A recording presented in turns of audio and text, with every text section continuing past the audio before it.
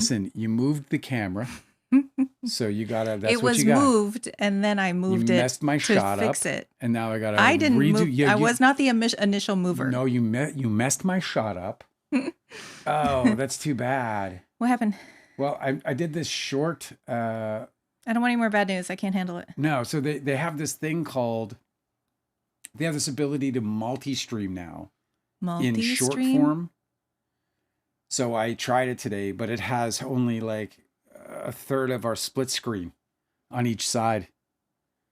So it doesn't give you options. So now I got to go and turn it off. Oh, I can't. So now we're going to do. Okay, well, if anybody comes in and sees the shorts version of our live stream, apologies. This is their setup. We decided to give it a try, and this is what we got. This is what we got. We have Bobo here, and we have No Two Trolls. Good to see you. Indie Rock is here, which is of course delicate, and that's who we got so far. By the way, just heads up, No Two Trolls, because I know we missed you yesterday. In yesterday's live, I go into an explanation why we had to turn off super chats for now. Yeah, it's at the beginning of the live too. Yeah, it's just this whole economic problem where two companies worth $7 trillion are taking 60% of the super chats. Dale uncovered a conspiracy. Well, I just uncovered a sad truth about people using. No, Dale. What? You broke the case wide open. I broke it. Nosy Jones? Yeah, Nosy Jones is on the case.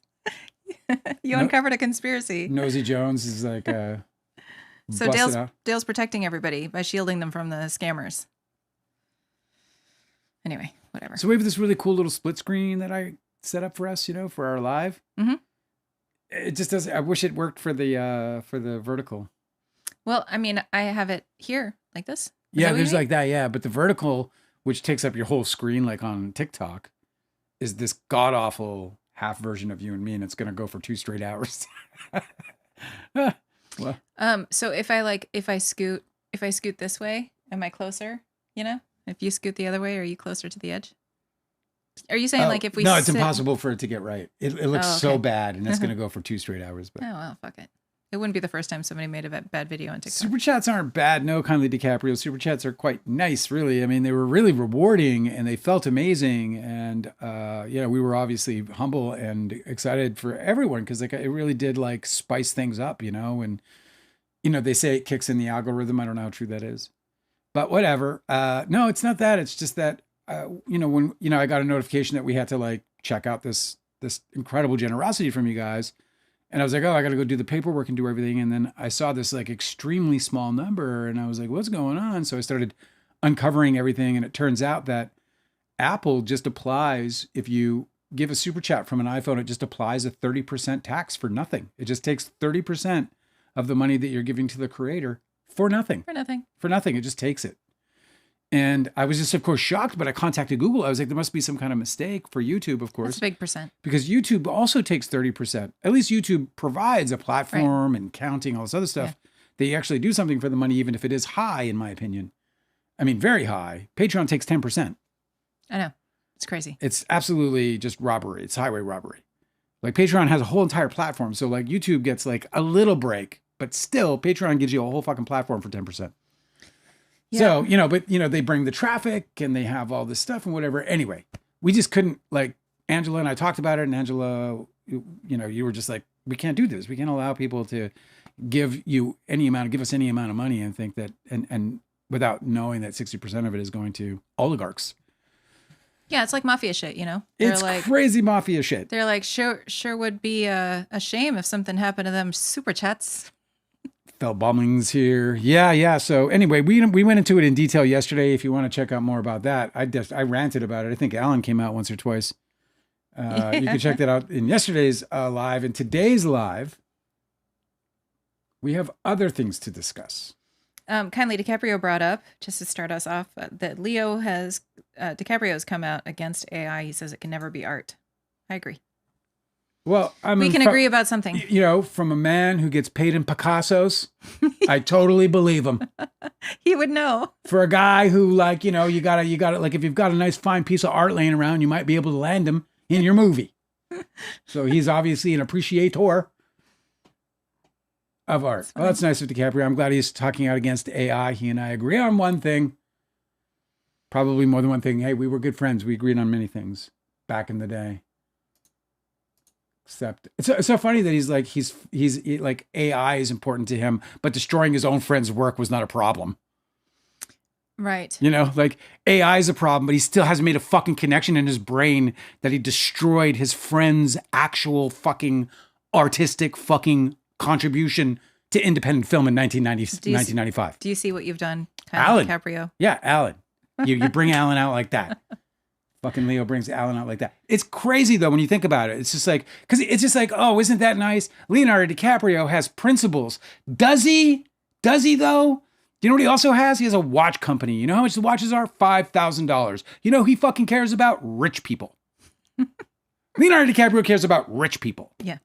You know? That's true. And the rest of us are just dollars that walk in and out of theaters and or other forms of monetization for his watches, his diamond factory, his, you know, no greed involved here, his fucking resorts just north of fucking the most egregious and hateful fucking war scene in modern history. Like this guy, you know, DiCaprio. Hey, I'm going to review his movie this weekend though. Yeah, it's getting One Battle After Another is coming out on HBO. Yeah, Friday it comes. And we have that streaming service, and so we will watch. we are watching this weekend. I got to tell you, I've had pangs. I'm going to hold your hand. I had pangs. I get tingles at the end of my hands. I'm not even fucking joking. Tingles at the end of my hands. Well, apparently it's that he plays a lead who goes through much misadventure. So Well, hopefully, You know, it'll feel I'm a not little rooting for the cathartic. guy to die. I don't want anything physically bad to happen to him. You know, I don't sit here and fantasize about his misfortune whatsoever. I just wish he'd get the fuck. I wish he would stop the fucking causing mine. You know, I wish he would stop causing misfortune. I don't wish it upon him. I just wish he had the fucking, you know, capacity in his super empathetic brain to fucking realize not just me and the other people that he hurt in my episode with him, but the kind of pain that he can inflict in the world by doing things like building resorts north of fucking war zones or fucking diamond foundries that wreck fucking environmentally beautiful fucking territory in sovereign nations, not America, ruining fucking beaches in Thailand. I mean, if you could just like maybe do that, that would be There's pretty a whole list, right? fucking sweet. This is a I mean, long you list. can't even like list it all. It's a fucking long list. He's being called out apparently. Somebody sent me an article. I haven't read it, but I got a text saying, "Yo, did you read that or what?" And it's an article on Leonardo DiCaprio's hypocrisy. You know, because they're like, "Oh, how the fuck did you get there? Did you sail on a big giant yacht, or did you fly on a private jet, motherfucker?" You know, because he's sitting there like, you know, waving his fucking environmental signs while living completely antithetical to that cause. Yes, but we don't talk about that part. We only talk about the donations whenever it's advantageous for his publicist to mention it. I'm excited to see this movie on the one hand. On the other hand, I'm terrified to see this movie. But I am excited. This is the first movie I've seen with Leonardo DiCaprio in it since The Departed. How long ago was that? The Departed. It was a long time ago, right? Yeah. Yeah, that was pre-Hamhead DiCaprio. Yeah. He didn't quite have the ham head yet. He was still a handsome lad with a rather high voice. I know we saw a trailer for One Battle After Another. And Dale was like, "It's not the greatest voice." The Departed was 2006.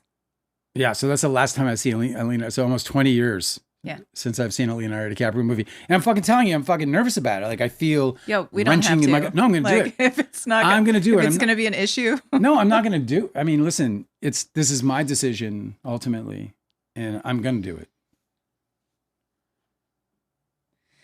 Another friend of mine said, I fell asleep. Well, it is like fucking 3 hours long. Yeah, it's 2 hours and change. Reiner tragedy updates. Well, first of all, Matthew Perry's doctor, his second doctor got sentenced. Oh, wow. Dude, this I guy, didn't know there was a this second guy got doctor. slapped on the wrist and then kissed on the hand. Oh, what happened? He got like a few months of home confinement, which is really almost a favor. It's like, hey, spend 8 months avoiding fucking viruses and diseases and cars that crash through buildings. It's a staycation. Fucking planes that fall out of skies, you know, and ice, you know. You never know when they fucking grab the wrong dude. Hey, let's change the tone a little. You're still a little bitter from the last Matthew story, Perry's and you're doctor carrying it into this one. Gets a light sentence. Uh-huh. Don't emotionally, what do we call that? Don't What? police my emotions. Okay. Don't police my emotions. Matthew Perry's doctor, he gets something like fucking whatever. He's sitting in he's got to sit in his house. Yeah, okay, but this is and then he's got to do 300 hours of community service. Okay, I know, I heard you, but do you did you hear that part? Yeah, do you Oh, it's the first time I said it. Do you know his involvement? Because the other doctor who got time, he was the guy who was actually like boasting on the text messages, like, let's see how much this idiot will pay for this, and writing him prescriptions that he knew were bad for him. I haven't read. But who's this guy? Yeah, I can give you that information. Stand by. I just wanted to kind of rant about it a little bit. I didn't realize I was going to get quizzed.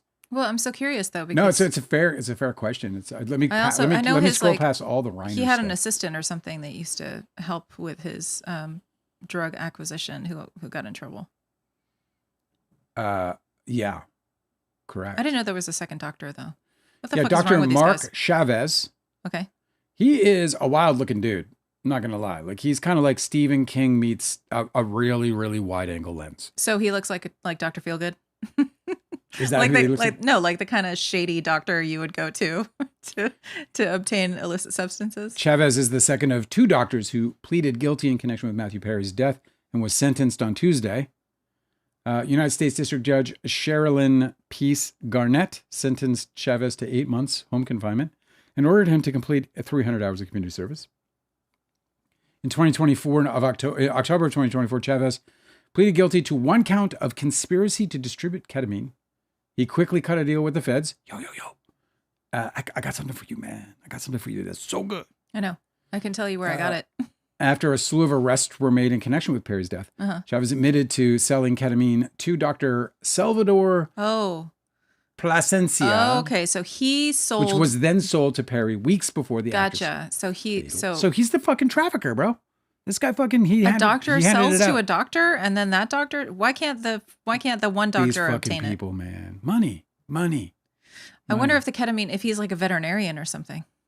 Because ketamine isn't used in human medicine, is it?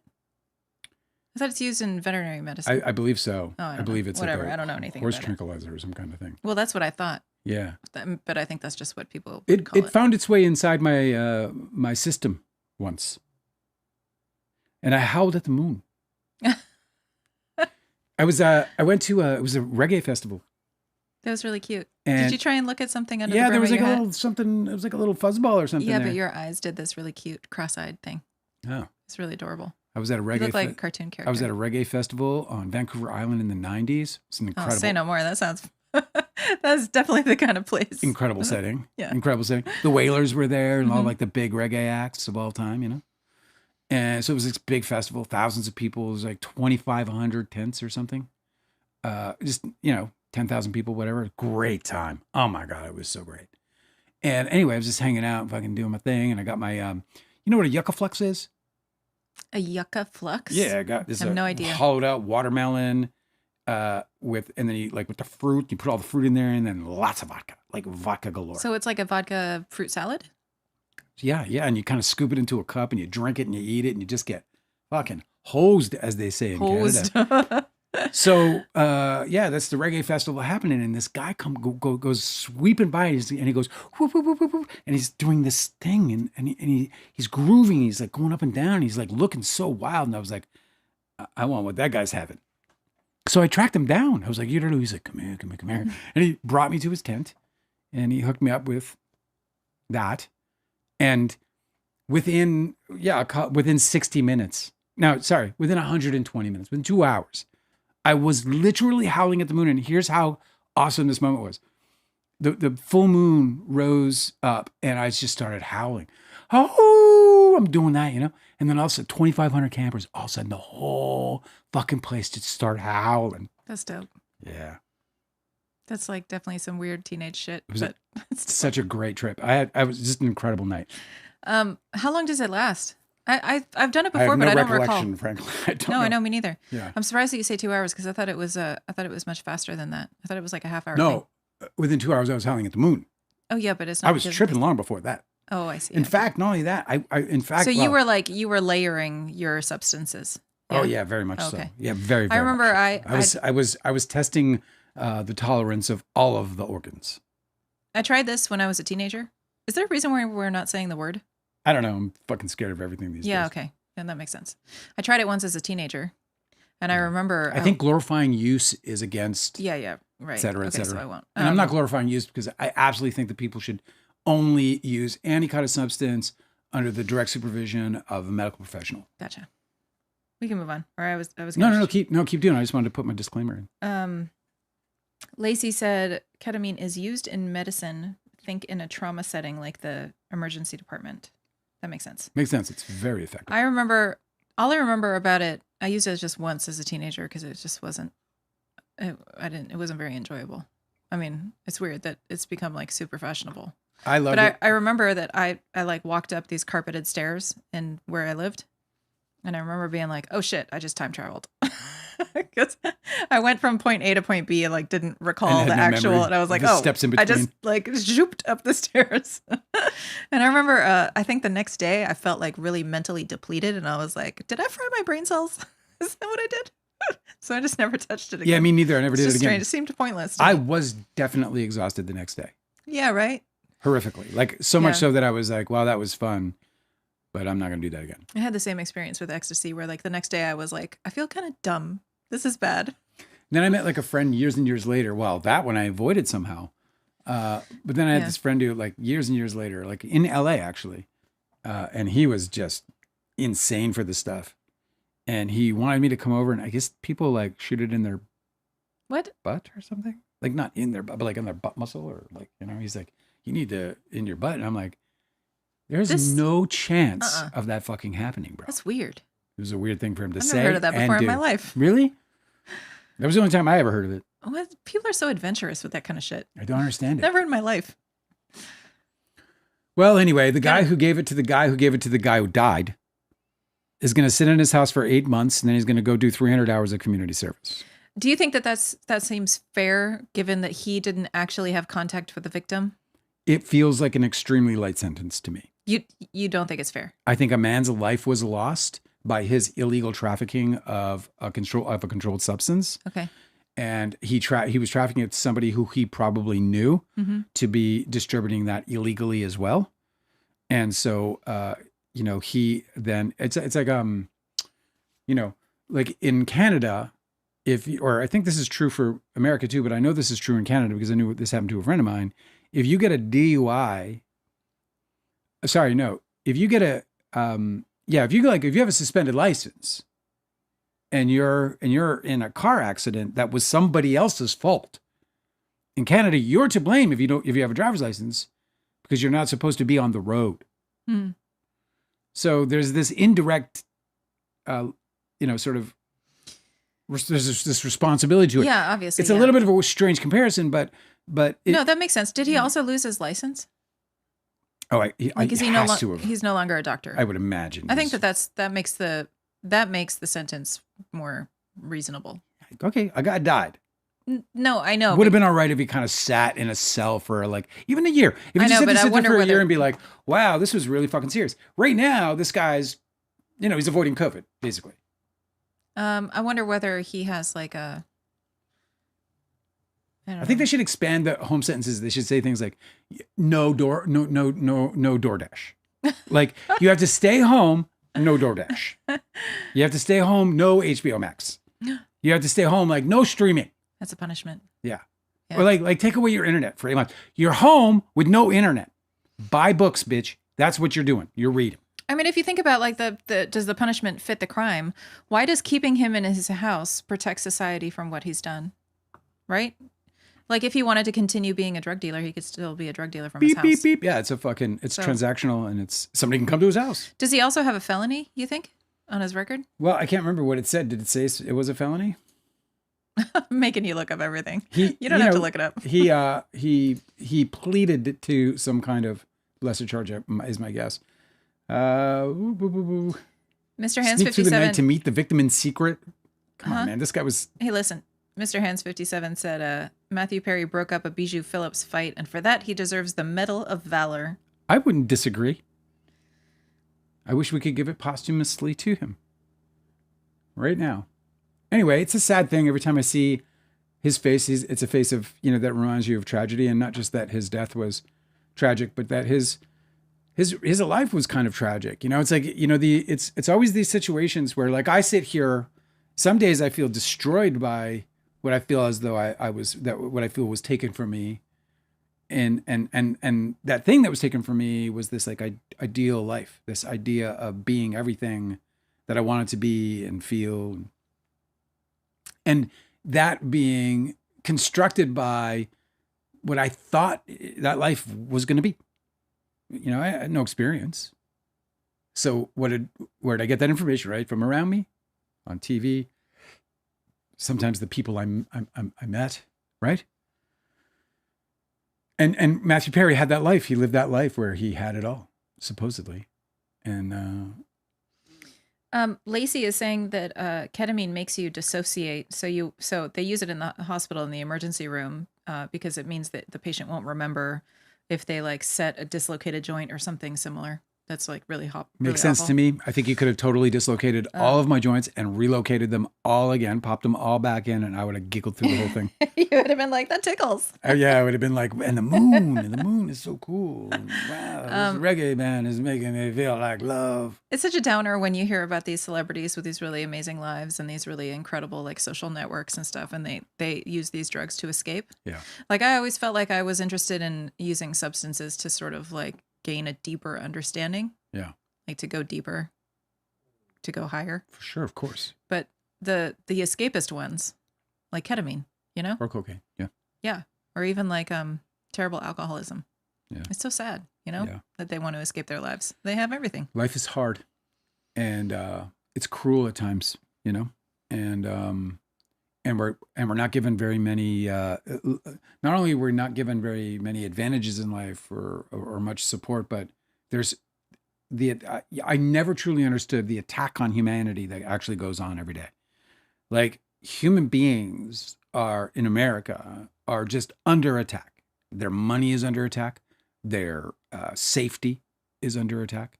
Their future, their health, like all of these things are just constantly, and it's typically corporations. Also, like if you're a celebrity, you can't just go anywhere without being constantly bothered by so people. You that can't as just well. exist normally in public. Yeah, of course.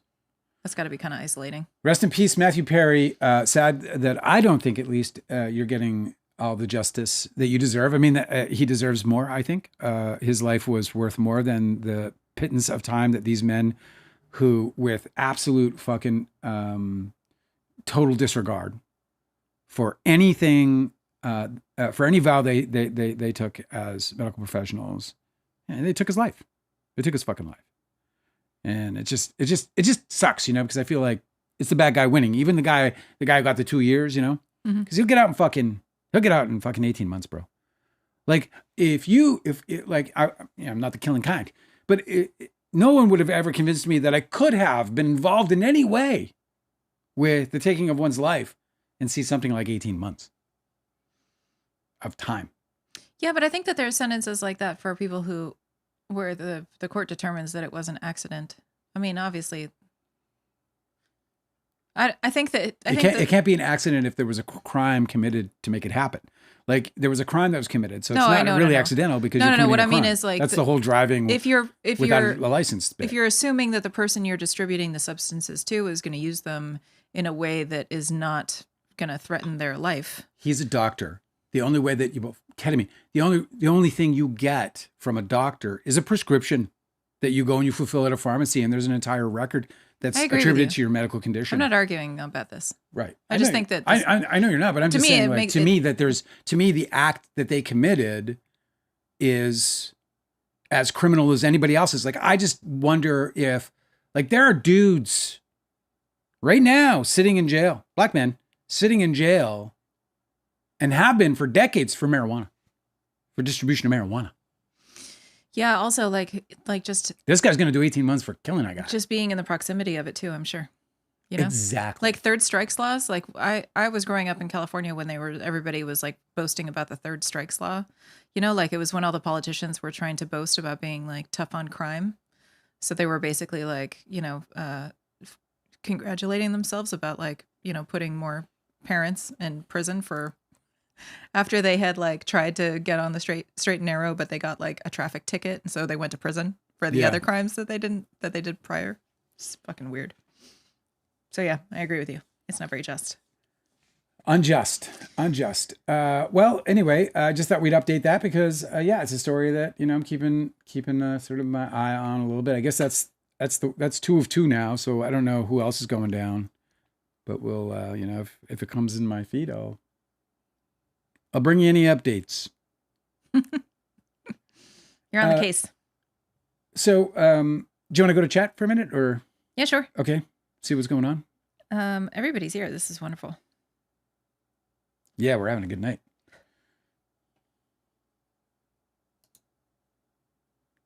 There it is.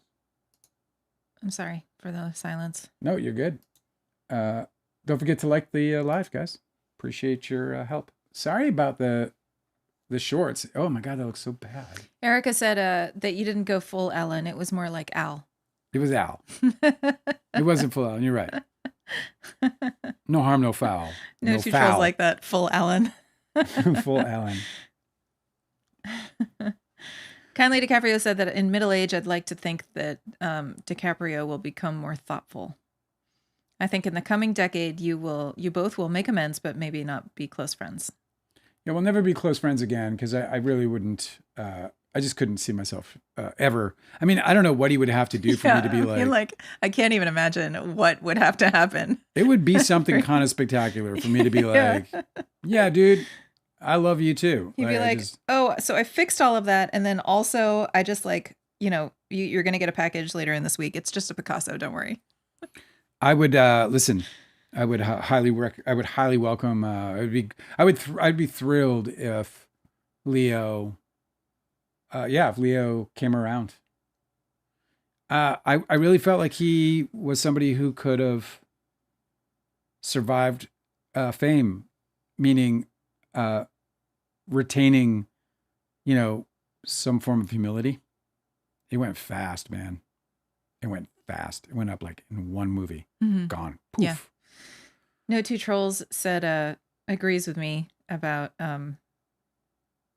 some of the substances you try and then never again because it just wasn't that fun. Yeah, I've had a few. No Two Trolls said also never again after seeing how big my eyes were in the girls' bathroom. That's a really big noob mistake. I've made this mistake myself. Like you're never supposed to look in the mirror. Never. That's like an absolute no. I've been absolutely horrified. There's something like there's something mythic, like some sort of like you're in a different plane. So if you actually if you actually witness your visage in a mirror, it just is like jolting you because you're elsewhere. You're not supposed to be in this like mortal vessel. That's why it's weird. One of my favorite scenes in my book is my trip, my dead trip. Oh yeah, I know you wrote it so well. I loved it. My Grateful Dead trip. Yeah, really put you there. It's look, whatever. I have to be careful what I say about this stuff. I gotta keep this shit on the lid. And Dime Beth is explaining that they do put strong medication. If they have to inject it, they'll do it in your butt cheek because it has the most muscles. So my buddy was all big on the butt cheek. He was like, dude, it's awesome. And I was like, I don't care. I don't care how good it could possibly be. No, that was like during my experimental phase in my life, my one rule, my big rule, because I lived next to a neighbor who, there's a complimentary prescription that goes with Ritalin that starts with a T. And in Canada, there were back in the 80s, there's addicts everywhere that were on T's and R's, they're called. Hmm. And the R is Ritalin, I can't remember what the T is. Anyway, I had a neighbor, dude, this guy like threatened me, like he kidnapped me, basically. He kept me in his home and he wouldn't let me leave until I gave him money to get some. And he was so fucked up, man. He was so strong. And he was just like, and I was just sitting there and I'm like, he's like, and he was telling me he was going to force me to do it. And I was like, I'm not doing it. He's like, you're going to do it. I'm like, listen to me. How old were you? You can fucking kill me, but I'm not going to do that. It was right when I moved out of my house. I was 16. God, how fucking scary. I was 16 years old. I just got this apartment. It was a duplex, and he was in the second half of the duplex. Maybe actually it was the second apartment. Yeah, I was 17. That's crazy. And he intimidated me so badly. How'd it end? And then I watched him like get high. That was horrific. It was horrific to watch. Yeah, that's like a horror movie. Changed my life. Yeah, for sure. Yeah, changed my whole perspective of everything. In that moment, it was like my daimon was never like, going to do that. It was like my daimon going, let's show him why he's never going to do this ever in his life. Yeah. Because they did and I didn't. Oh, that's smart. It was a wrap. I left that. I got out. His girlfriend came home and almost beat him up. She was this big husky woman. Her name was Darlene. She came in. Darlene came in and she's like, what the fuck is going on here? And Ronnie, his name was Ronnie, scrawny Ronnie, but he was big, like muscles, but he was scrawny compared to her. You know, it was like this little guy, big woman thing. It was quite a dynamic, actually. He was really good looking, though. This all sounds like you're describing like an R. Crumb comic. Dude, I'm from I was living in the north end of Winnipeg. It's a comedy. It's just a comedy. That's great. But it's a comedy of like, it's like almost like a tragedy of humanity. So how'd it end? I got out, made that vow, then never ever did ever like cross that line. Like for the rest of the time that you lived there, you just like avoided him, like walking out of your house like this. Yeah. Well, no, you know, she fucking set that straight. She was like, you're fucking never going to fuck with this guy again. Cause she knew there was a good chance I could call the cops. He took my money. He held me captive. Oh yeah, for sure. Yeah. And he threatened he's gonna blow up the spot. He threatened me physically. Sure. So it was like, I was like one phone call away from that guy going to jail, like straight up to jail. Yeah. And she knew that. So, and I was like, hey man, I just want to be the fuck left alone. And bro, you got to get some help. And that was the way I dealt with that. But he walked like, he never fucked with me again.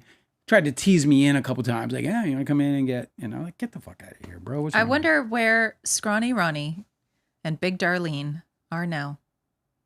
Do you ever wonder? Do I know where what? Say what? Where do you go? I started falling down a chat. Go ahead. What were you saying? You put me out. I wonder where Darlene and Ron are? Scrawny Ronnie and Big Darlene are now. I don't know. Do you think they're still together? I think I heard that Ron died. Oh yeah, probably. Yeah, I think he was living fast and loose. He was living fast and crazy. Yeah. He was bad. It was bad. Well, Big Darlene, if you're out there, best wishes. Yeah, I hope your fucking life is solid and I hope you're happy. So anyway, why don't we get on to the next thing? Or do you have more chat? People are updating about security in New Zealand is on high alert after that shooting event that happened. My God. The Prime Minister of Australia was he visited the $300,000 had been raised through a GoFundMe for him. And the President of Australia, or Prime Minister, I should say, of Australia, went in and did the whole fucking photo op and thanked him for saving countless lives. And it's kind of an emotional thing, man. I mean, for who? This is for the shooter in Australia. No, I know, but you said a GoFundMe was raised for him. For him, yeah. For who? For the shooter in Australia. A shooter in Australia. Sorry, for the hero. The hero. Yeah. Right. My goodness. I've seen a few other videos now that have come out where they show the police detectives trying to take care of the shooters, It's neat when you see these videos of these people, just like normal, like spontaneous heroism, It's beautiful. Yeah. It's encouraging as fuck. Cause I feel, this is so funny. Cause like, I hope I, never have to, but I feel like I would be the guy going after the guy with the gun. I'm pretty sure, I'm almost positive I would do that. I'll give you an example of. But you're not supposed to do that. Yeah. Well, it doesn't matter. Cause I'm sure that if I could, I would think it through. I'm you know how smart I am. I mean, I'm no dummy. I'm not going to like Leroy Jenkins, a motherfucker. You know what I mean? I'm going to sit back. I'm going to like suss the situation and I'm going to see if there's an opportunity for me to take control. Because if there is, I'm going to take it for sure. 100%. And I would not even think twice about it, provided that I felt, that I could calculate a win out of the situation. Yeah, you got to sneak.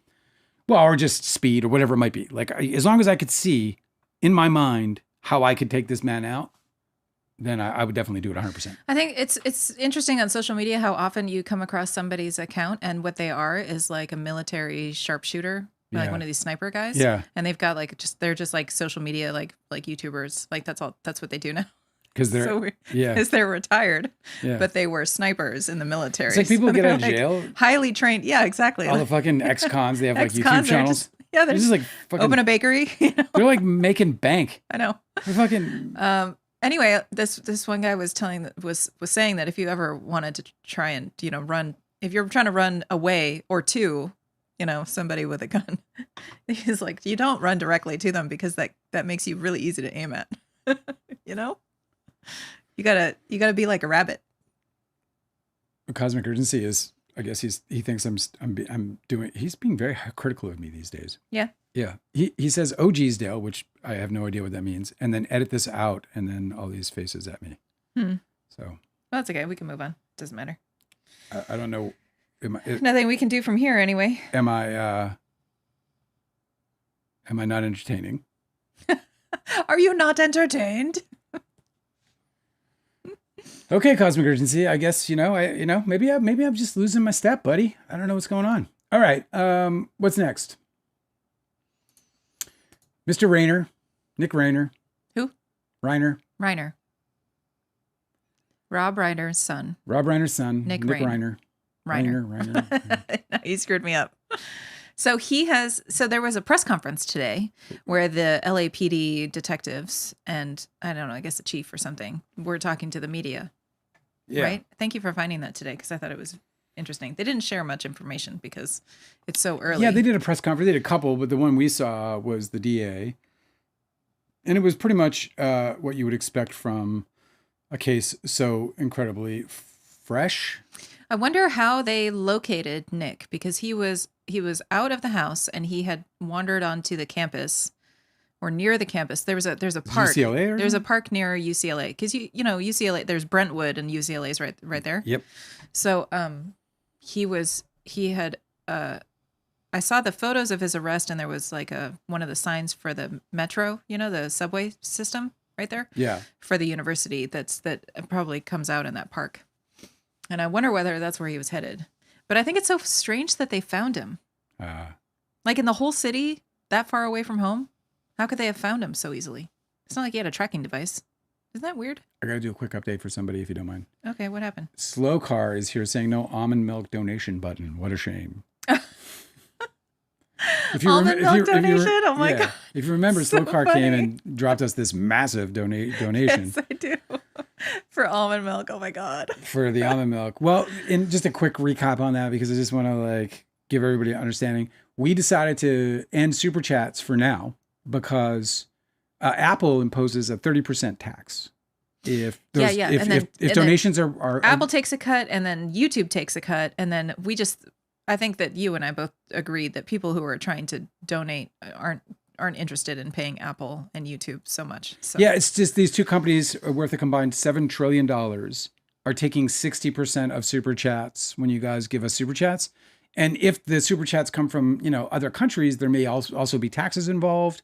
And so we just end up with almost, we end up with like 30%, which is, look, I don't care about what I end up with, frankly.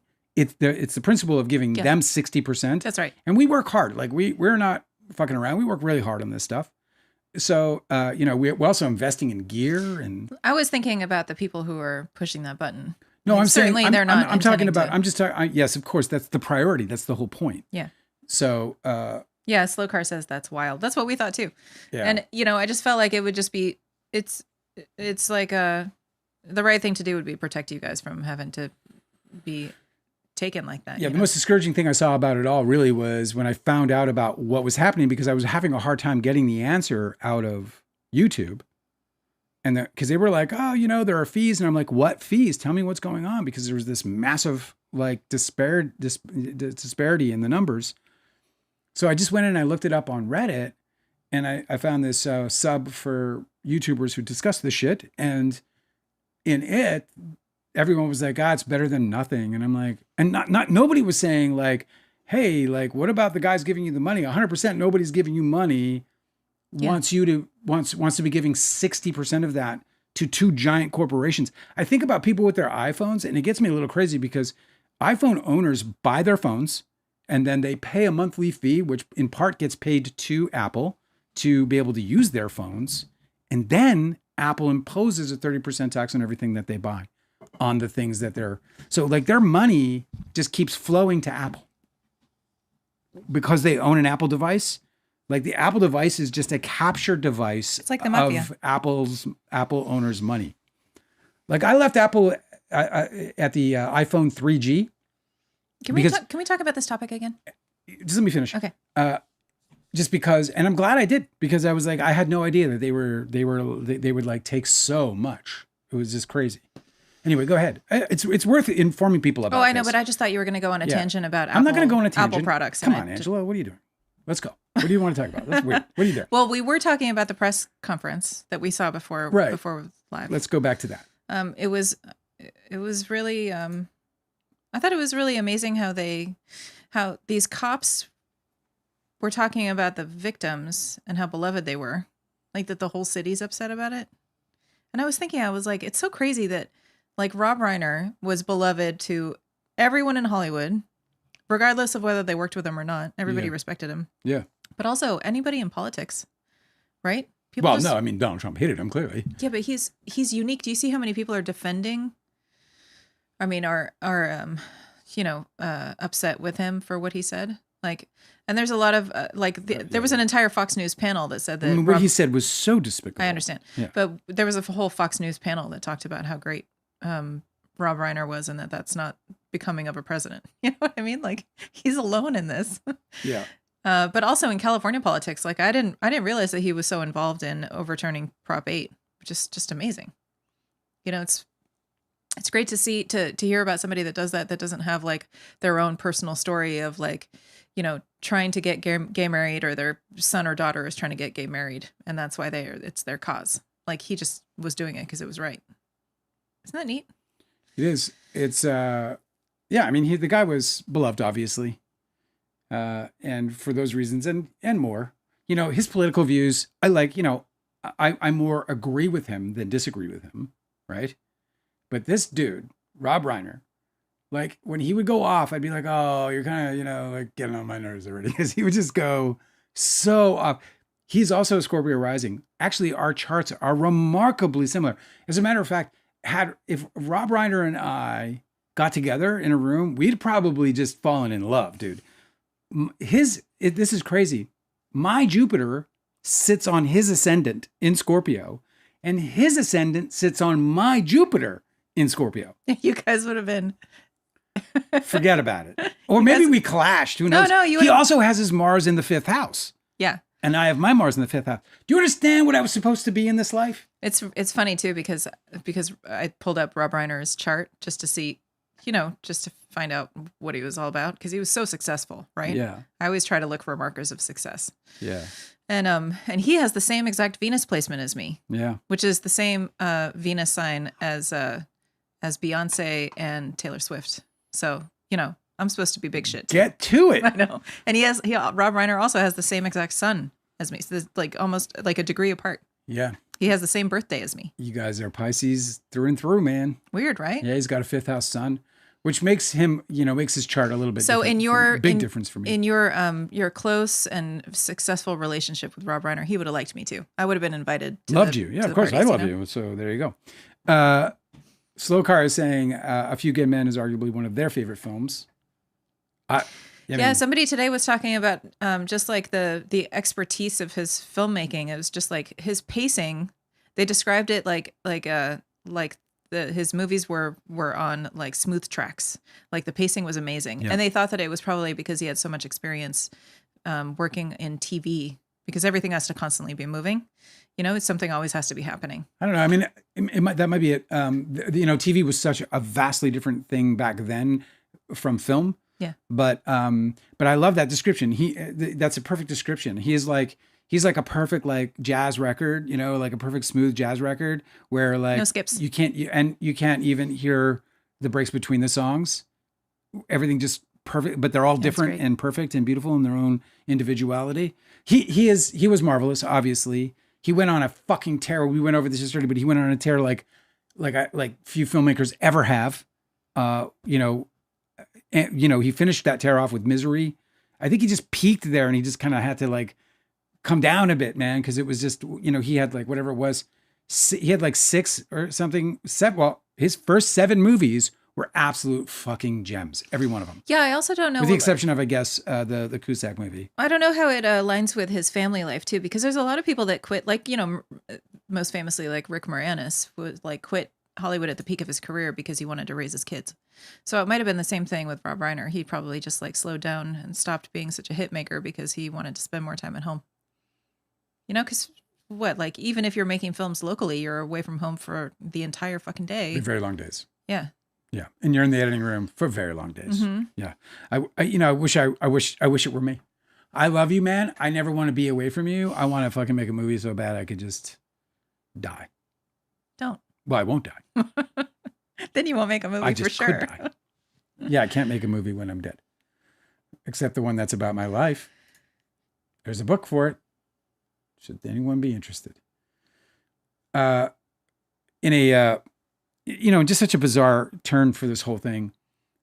First of all, the rumor is that Nick Reiner was on a meth binge, multi-day meth binge, and that Rob Reiner took him to Conan O'Brien's party just hours before he was slayed, because he wanted to keep his eye on his son, because his son was in a bad way.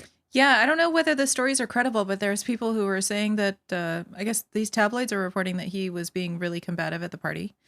I read one where it said that he was, that Nick Reiner was going up to people and just randomly asking, "Are you famous?" Like just being a shit. It's almost menacing because yeah, like, I know. I had my own personal moment like that once in Hollywood where I just felt. You just wanted to fuck with people? Yeah, because the room was so filled with pretension. Yes, but it's different because you were at an industry event. It was like an award show, right? No, this was a party at Angelica Houston's. Angelica Houston threw this party. I was thinking you were talking about the story where you were like, you were picking on Jay Leno. What was that event? No, that was the Oscars. That was picking on Jay Leno because fuck Jay Leno. Okay, that's what I mean. Yeah. But like, it's different when you get invited to one like icon of comedy, right? Like everybody loves Conan O'Brien. Everybody respects the work that Conan O'Brien's done for comedy. He says so. So it's at his place for a Christmas party. Yeah. It's a really strange place to be a shit.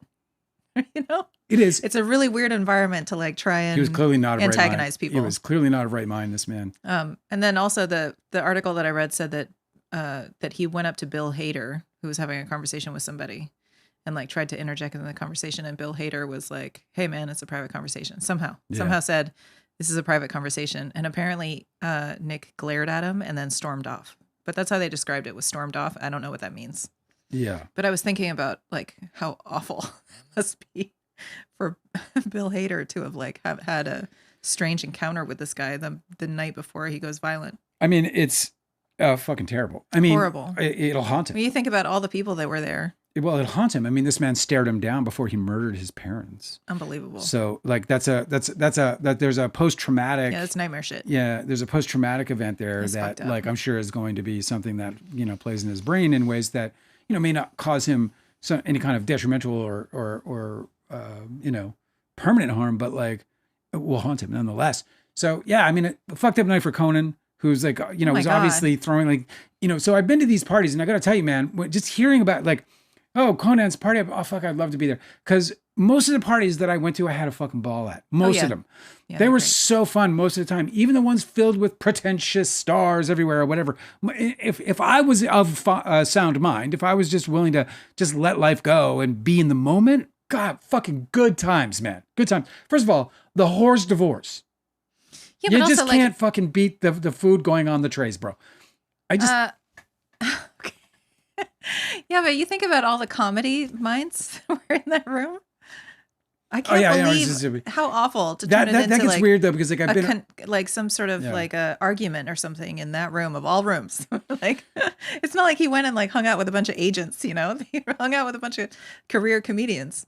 I don't know. Was it Saturday Night Live or somebody spoofing this actors on actors? Was that what Yeah, that was. So it's just like they turn into a lot of that. Like, comedians are not like you go in a room full of comics. It's if you're getting a situation where you're in a room full of comics or like and they're trying to fucking one up each other. I mean, that's a nightmare. And like, there's nothing worse than one comic who has the floor and like 3 others who are trying to get it from him or her. It can be like an awful situation at a party. I've just been there. I have fucking memories. And then there's also, but normally what it is when you've been around like all these people who are like, whatever, they have this like sort of like, oh, you're so great. Oh, you're so great. Or you're so great. It just turns into that, like, I don't know, whatever you want to call it. Circle jerk. I don't know what to call it. Yeah. Well, if there was like this, is that a sexual thing? Circle jerk. Mm-hmm. It is. Okay. I wasn't sure. I've never really, you could probably imagine. I've never actually seen one, but yeah, just think it through. Putting the 2 words together. There's a picture. I'm just not sure if it's the right one. I'm sure that it really affected the tone of the party if there was this looming dark cloud of this dude going around, because if you see recent pictures of him, like he looks like somebody in a dark place. He seems like somebody who has a presence, Yeah, I mean, people can stop many of my frames and be like, "Oh, that man's possessed with the fucking devil." No way. Yeah, but he definitely had a menacing way about him. So extremely disturbing stuff. He now has a lawyer. His lawyer is famed Karen Reed lawyer Alan Jackson. Yep. So that's very interesting. What do you think about that? Well, I think there's 2 things that are going to happen. Okay. The first is that the thing that I hope happens, which is that Jackson's going to go in. He's going to see all this fucking enormous evidence. He's going to, suss his client out and say, hey, a drug-induced killing is not something I can defend you with. So unless he fails, and this kind of bleeds into the second, unless he fails some kind of psych test where he'd be considered mentally unstable or diagnosed with specific personality disorders or otherwise, that might have led to a psychotic breakdown that turned him into just an absolute savage murderer. Short of that being, and those are really tough defenses.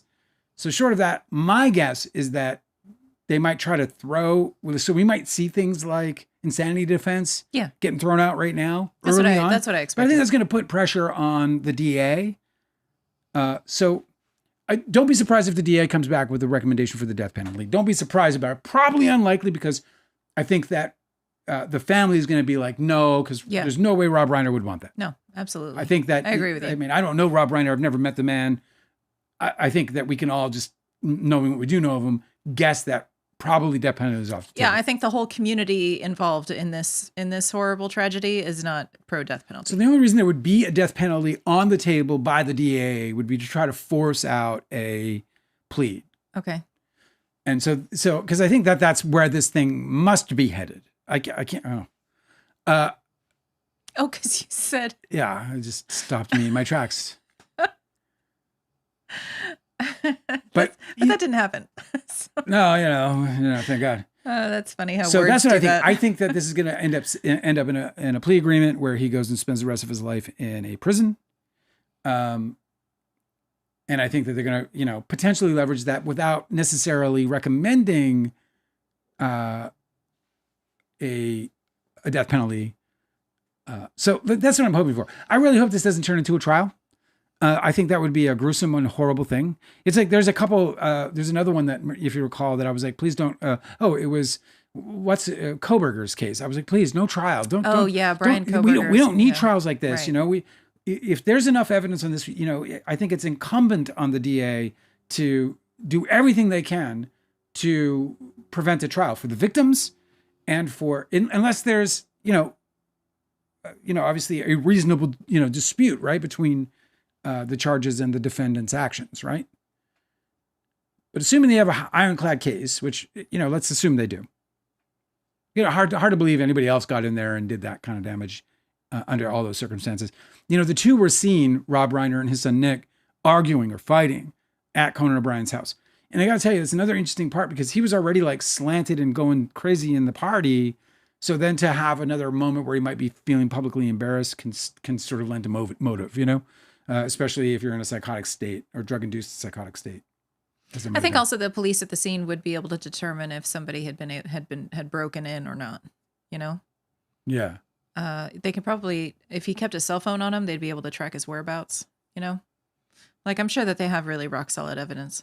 I don't think that when I saw Alan Jackson was on the case, I was like, oh, is he trying to like defend this guy? And I don't think it's going to end up. You don't think there's a chance that he's going to try and say that his client is innocent, right? Unless he believes his client is innocent or the client has some kind of proof that he's innocent. Yeah. No, I can't imagine it. I cannot imagine it. I think this is going to be either a defense of insanity plea. Yeah. I think this is all they're going to try and just push this thing through. Do you think that the prosecution is going to try and put him in prison? I'm not sure I understand that. So they charge him with murder. No, what I'm saying is Alan Jackson, if he agrees with the prosecution that his client is the perpetrator, okay, and then he would be trying to get him an insanity defense. So that means that he gets institutionalized in like a treatment facility rather than institutionalized in a prison. But I'm wondering why a prosecutor would even fight that. Because what they want is the guy to be off the streets so that their society can be safe from this violent predator. Well, they do time very differently. And I do think there are different rules that apply. Like, for example, and so like, it's not a sentence. So in the end, they're basically up for parole. They can be paroled based on when they're potentially rehabilitated. Yeah, I think that a prosecutor wants individuals who are guilty of crimes and who committed those crimes conscientiously, or cognitively, whatever the word might be. Those people need to go to fucking jail, right? And then people who commit crimes because they have various mental disorders and disabilities. Well, this is true. That's a different ballgame. That's interesting because we already know from the press conference that the prosecutor is going to charge him with first-degree homicide. Two counts of first-degree homicide. So that involves premeditation. Correct. So if they can prove premeditation, then I don't think that you can explain insanity defense. Because insanity defense, I think, has to be spontaneous. No, it doesn't, because I think you can. No, I don't think so. I think insanity defense, but I think the insanity defense is very difficult because with the insanity defense, the defendant typically cannot understand the difference between right and wrong. Oh, right. This is one of the foundations of the insanity defense. And I just don't think that they're going to ever be able to prove that this kid didn't know that what he was doing was wrong. God, such a horrific situation. Or, sorry, that this kid didn't know that what he was doing was wrong. I still can't reconcile how it happened to such nice people. It's so fucked up. I mean, I know that happens all the time, but like, this is terrible. Slow Car is saying, low-key blows my mind that the death penalty is still real. I totally agree with you here. Just saying the word death penalty, I'm like, why is that? How did you guys come up with that? That we just like use that term as it's the same thing as like when people talk about cost of living. I'm like, what is that phrase? Why is that a thing that's made up? Cost of living should not exist. Death penalty? Like, I'm sorry, but why should the penalty ever be death? And then why is it something that we even discuss? It's a very strange and terrible thing. And, this is gonna sound stupid strange, but it's what's happening for me. I've been going through for the last few days this existential crisis, all caused by Apple and this 30% tax. Well, yeah. Why it bothers me so much is that there are people who don't care that much, who would take from creators who are busting their ass. And so when I thought about that, and I just started like, when you lay that on top of the death penalty, or you lay it on top of mass shootings at Brown University, or you lay it on top of a president who says those kinds of things about a man who was murdered by his own child just hours before, where there are grieving, relatives and friends. And universally beloved in the industry that Trump used to work in, which is show business. Yeah. Like, unbelievable. So it was just all these events in a row, right? From the shooting at Brown University, where they still haven't caught that fucking guy, by the way. Well, so here's the thing is I feel like this is what it's like to live through collapse. Like, it all just seems like, if you look around in all these different ways that things are getting worse and that we keep getting like these shocks of like these events that happen. And then there's a little bit of normalcy in the middle. you know, and then you get another one of these shocks in like a different context. I feel like that's what the people that have lived through collapse tell the story about how the shocking events become more and more frequent and the times of normalcy become shorter until finally you're just like, wow, everything's fucking harrowing. And this kind of sucks. But people are so adaptable that we're always striving to normalize everything that happens and to like just keep moving, you know? It's actually a really great trait. And it's, you know, it's important, obviously, for your mental health to like stay light on your feet and try to not take everything to you know, have it be too heavy of a burden. But I feel like if you're like feeling a little like your hair's getting blown back by how fucking weird shit is happening, like, you know, it all just kind of compiles. I hope that you recognize that that's really normal. Like, I feel like that's a really reasonable reaction to being bombarded, like especially with social media. I mean, it's all in your face. Today, It's been a tough one. You went to the grocery store. I did. And while you were there, I was scrolling on local social media, you know, the Got local some pomegranates. the local news. No, wait, it was like fire department or something, whatever. They posted on their social media that a car had driven through the grocery store today, that a woman in her car had a heart attack and she evidently hit the gas pedal and she drove her car straight through the grocery store and into the checkout aisles. And 4 people had been injured, not including herself. And she survived and she was taken to the hospital. We don't know about the rest of those people. But you were going to the grocery store and I called you and I was like, wait, maybe you want to avoid that one because there's a couple in our town. But I was like, man, like fucking weird shit happening all the time, you know? It's like one of you them can't days. even go to the grocery store without seeing a fucking car in it, you know? Yeah, it is one of them. It's just damn like days. a strange. I mean, obviously that would happen even regardless of collapse, but it's kind of like bewildering, I think is the best word, where you're just like, wow, holy shit. And then you just have to kind of move on with your life and be normal and answer emails or whatever. No True Troll says she loves astrology and that she's a Taurus. Taurus sun? Taurus rising? I think typically if people say that they're a sign, they were talking about their sun sign. Usually. So I'm a Taurus moon, which is an exalted moon, in my 7th house. Your moon is in a very, very happy place. That I've heard astrologers describe. I wanted to finish something if I could. Can I say this really quick? Yes. So what's interesting about astrology is that you're either a day or a night chart. And so the way that astrology was popularized was through magazine astrology, right? Which was like sun sign astrology. Oh, I'm a Capricorn because of my birth date. And then it's very, very easy for people to follow along, but it's not entirely accurate, especially when your luminary might be the moon, your primary luminary. So because if you're born at night, then your primary luminary is the moon, not the sun. Right. So you're the three sort of big mahuffs in an astrology chart is the ascendant, the sun, and the moon. And in the sun and the moon, the order in which they're sort of placed in that hierarchy is based on whether you're a night or a day chart. So I'm a night chart. As such, the moon is my luminary, which, by the way, takes you all the way back to my, right? Howling at the Moon, right? Oh, yeah, right. That's that my baby sense. right there. That's my mama. That's my mama right there. That's so interesting. So it's just interesting because I'm a Taurus moon.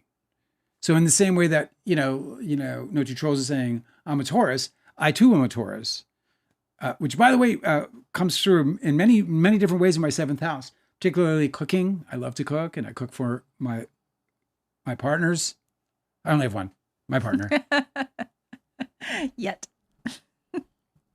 No, you're a moon. No Two Trolls, born at 3 a.m. She's a moon. She said, am I a sun? You are a moon. The sun's still a big player. Like, the sun still matters. It's a massive deal in an astrology chart.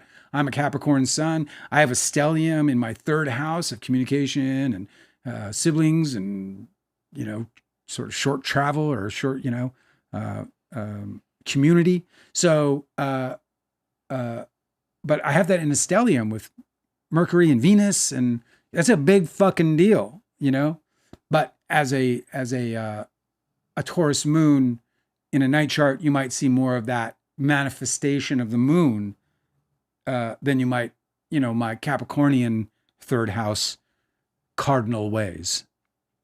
Cardinal means, by the way, is the signs, the signs have different sort of attributes, and a cardinal attribute is like somebody who is quick, who start multiple projects, maybe not get them done as quickly as they might like, but will be relatable. Very will gladly start new stuff. By the way, speaking of that Brown killing I brought up a moment ago, The brown. Did they catch somebody Do you yet? remember Survivor? Do you remember Eva? No. On Survivor last season? I'm Not really this bad season? at the names. I never remember. She was them. the girl who was like, I guess she had autism. Remember? And she was with the big muscular guy, and they were the team. Yes. Do you remember who I'm talking about? Yes. Yeah, I do. Yeah. I can't picture them. She had the panic attacks. Yeah, I remember. Yeah, she was Eva. she was a sweetheart. She's a sweetheart. She was at Brown. Oh, she was studying? She was there. Yeah. Is she okay? Eva, she narrowly dodged the gunman. What? Who opened fire at Brown University Saturday afternoon. But That's says crazy. she got yeah, so she was Oh, poor thing, man. She was That's gotta be really rough. Isn't that nuts, huh? Yeah. Happens See what I every day. mean? Everything's fucking terrible, bro. I can't believe they haven't found that dude. You know, everything on the one hand, everything is terrible. On the other hand, you just have to fucking hold out hope that, you know, especially for younger people, man, my fucking 20s were not for, you know, a bad guy calls him like, I'll take my 20s with Tobey Maguire. Well, I don't know. It's a tough one. But here's the good news is that we are not the first people to ever go through difficult times like this, right? Certainly not, So like yeah. obviously there's a ton of people who have written about their collective resilience and how you can navigate things and keep your head on your shoulders. I mean, even if you wanted to like jump into the fray and be like a revolutionary or something, like you still have to protect your peace. So I just feel like the best, I think what we do here is like really, it's like a little medicine, you know? It's like a teeny little antidote. I don't know. Like we're talking about everything, but we're also like, you know, gossiping about celebrities and watching movies and talking about, you know, trying to make jokes for whatever it's worth. I just feel like that's important. Like especially, and bless you. Thank you. Like the holidays, you know? Yeah. Like it's important to just like do ridiculous festive shit. Like you have to restore your, you know, your reserve of like joyful, you know, play. You gotta, like Dale told me the most heartbreaking thing that nobody in his family had ever made a gingerbread house ever. Your whole life you'd never had a gingerbread house. I have great for the Christmas holidays. memories though. Like I had a tough childhood, but the one thing that my dad was like fucking top notch at was Christmas. Yeah, but it's so weird that he would bake like crazy, but he'd bake like 50 pies for the whole neighborhood, but he never made you guys a gingerbread house? Never made one of them. Decorated it and everything? No. Okay. Well, so I just feel like little things like that are like. That's why I'm a little maladjusted, you know? People are like, I had what the like, fuck do you think is wrong with Dale? Never made a ginger house. Not once. Look at him. Look at him. You can't even take him out. Look at him. well, that explains it. He's a fucking zoo animal. Look at him. That's why, man. Keep that kid sober because, man. Never once had a ginger house. Never did. Melissa was saying, by the way, in Sydney that it was obviously a very bad day in Sydney. And there was another older company that died wrestling that same guy before the shooting started. I didn't know about that. Oh, he tried to prevent it? So there was like the hero that didn't succeed, which is just heartbreaking. I've heard about those before here in the States. Like you hear about somebody who's honored as a hero because they tried to tackle the guy, but died trying. I hope they're getting their due as well. And I hope their families are getting the help that they need to get through this. Cause what a terrible day, you know, for the very first shooting major, you know, for Columbine. So it was the very first major shooting that I recall. We were I was in Denmark when that happened. Oh, weird. It was just shocking being there. And everyone was like, we even started getting like treated a little differently. Like people were like, you guys are nuts, you know, like, Yeah, well, it was really, they're not wrong.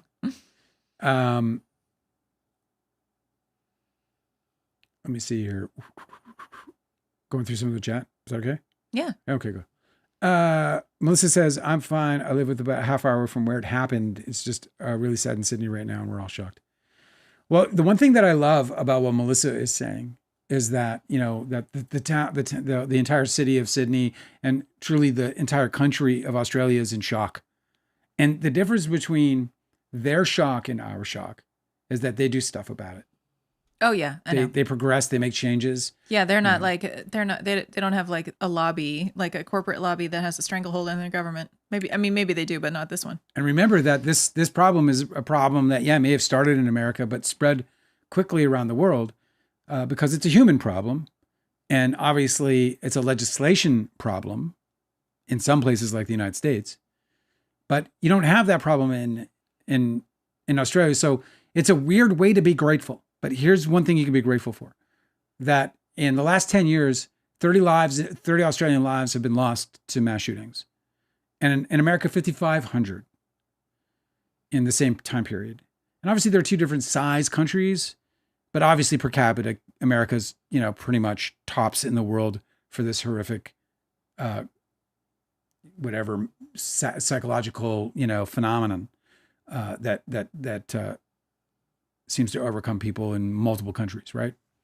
The difference between the two countries is that your country takes responsibility for its citizens. Your country cares about its citizens. Mm-hmm. And even if there have been times, and I've said this about Australia, and I don't know a lot about Australian politics, but I follow some of their censorship rules because it affects art, and they're really tough on censorship in Australia. I think probably one of the most tough countries that is a free country on censorship. They're really fucking they zip it up in Australia big time on certain things. Japan can be as well, but Australia. So I've been at odds with it, but I would take that over this in terms of what you see on the streets and the threat that we all live under. And yeah, if it has to be a trade, I mean, there's a few European nations that get it right, both ways. Well, I think Australia gets it right, and yeah, I agreed. No government is perfect, but what I love about Australia is that its main concern is the citizens, and it takes steps to protect them over lobby, over manufacturers, over oligarchs, right? Yeah. I mean, the reason why America is armed is because the NRA and the manufacturers want us armed. They want to sell the bullets. They want to sell the guns. It's a massive, massive, massive, massive market. I was so stunned to learn how expensive they are too.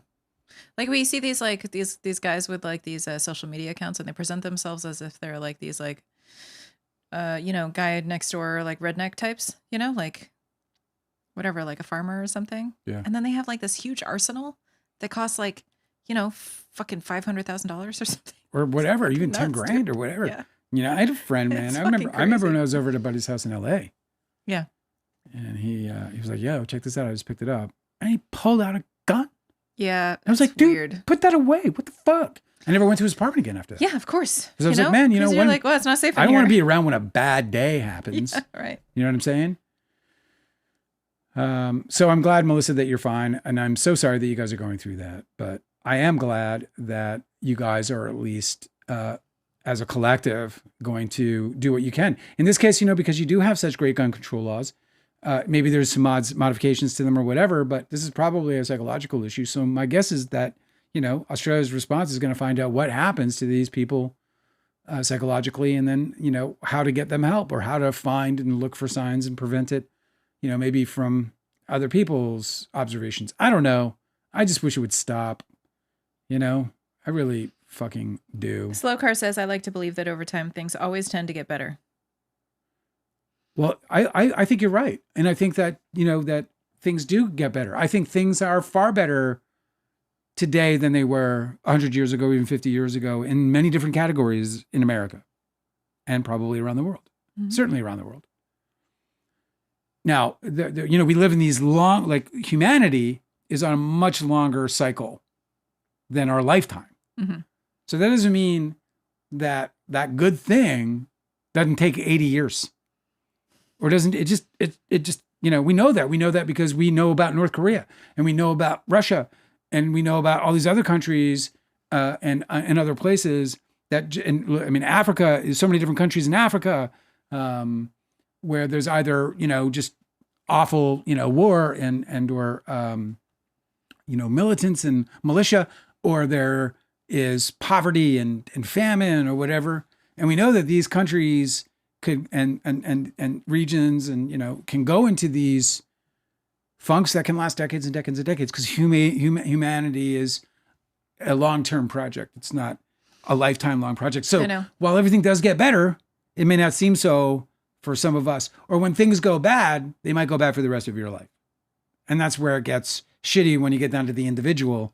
So yeah, from the 30,000 point of view, look, if you get high enough, bro, the planet looks mighty healthy. You just get high enough, it looks like a beautiful world with mountains and waters and land, and it just looks beautiful. And then as you get closer, you start seeing the scaps. So it's it's a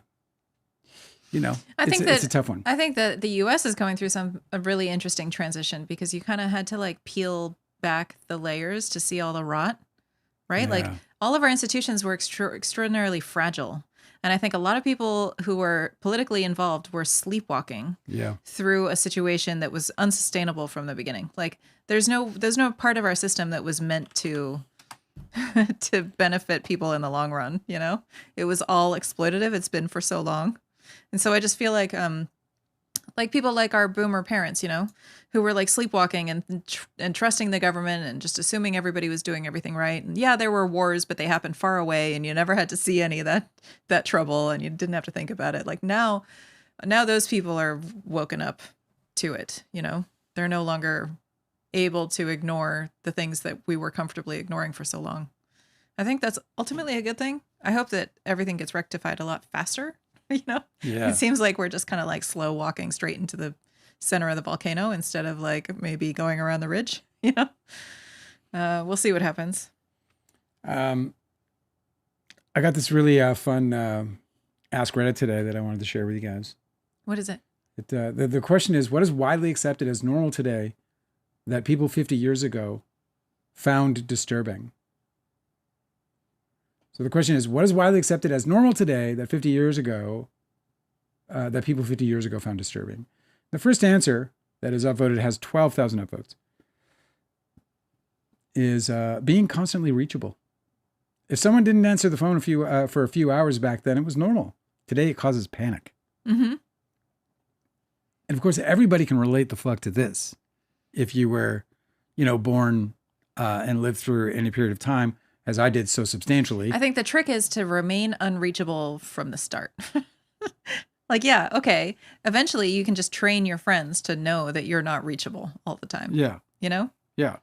Well, I think I lost friends because I just maintained my unreachable status whenever the fuck I wanted it. And, I'm not always the most mentally okay guy. I'm fine to be around, but sometimes I just, I go through it. Yeah, you just, sometimes you just want to like hang out by yourself. Yeah, I mean, sometimes I'm just fucking beat up and I just don't want to hang out. Like, I just don't I don't want to contribute, my dark and cloudy day on you. Yeah, just because your friend is having a social day doesn't mean you have to have a social day. Correct. And so they would call me, and I mean, it's like, and I don't want to be cheered up because, like, whatever, it's a cloudy day, leave me alone, Mm-hmm. But people take offense to it now. And I've experienced this in a backlash to though. Even like older friends, people who were the kind of people who would sit and let the phone fucking ring, What? Angela just split, bro. See, this is the kind of day I'm having. I believe you. Do you know what I mean? I think it's a great question. By the way, the second most upvoted answer is tattoos. Tattoos are normal? Yeah, before, man, it's true. They were spectacle when I was a kid, tattoos. Oh, I know. It was like if you weren't in the military, then there was no excuse to have one, No, right? then you were a criminal. Yeah, exactly. You were a criminal. Or you were trying to send signals. Yeah, piercings too.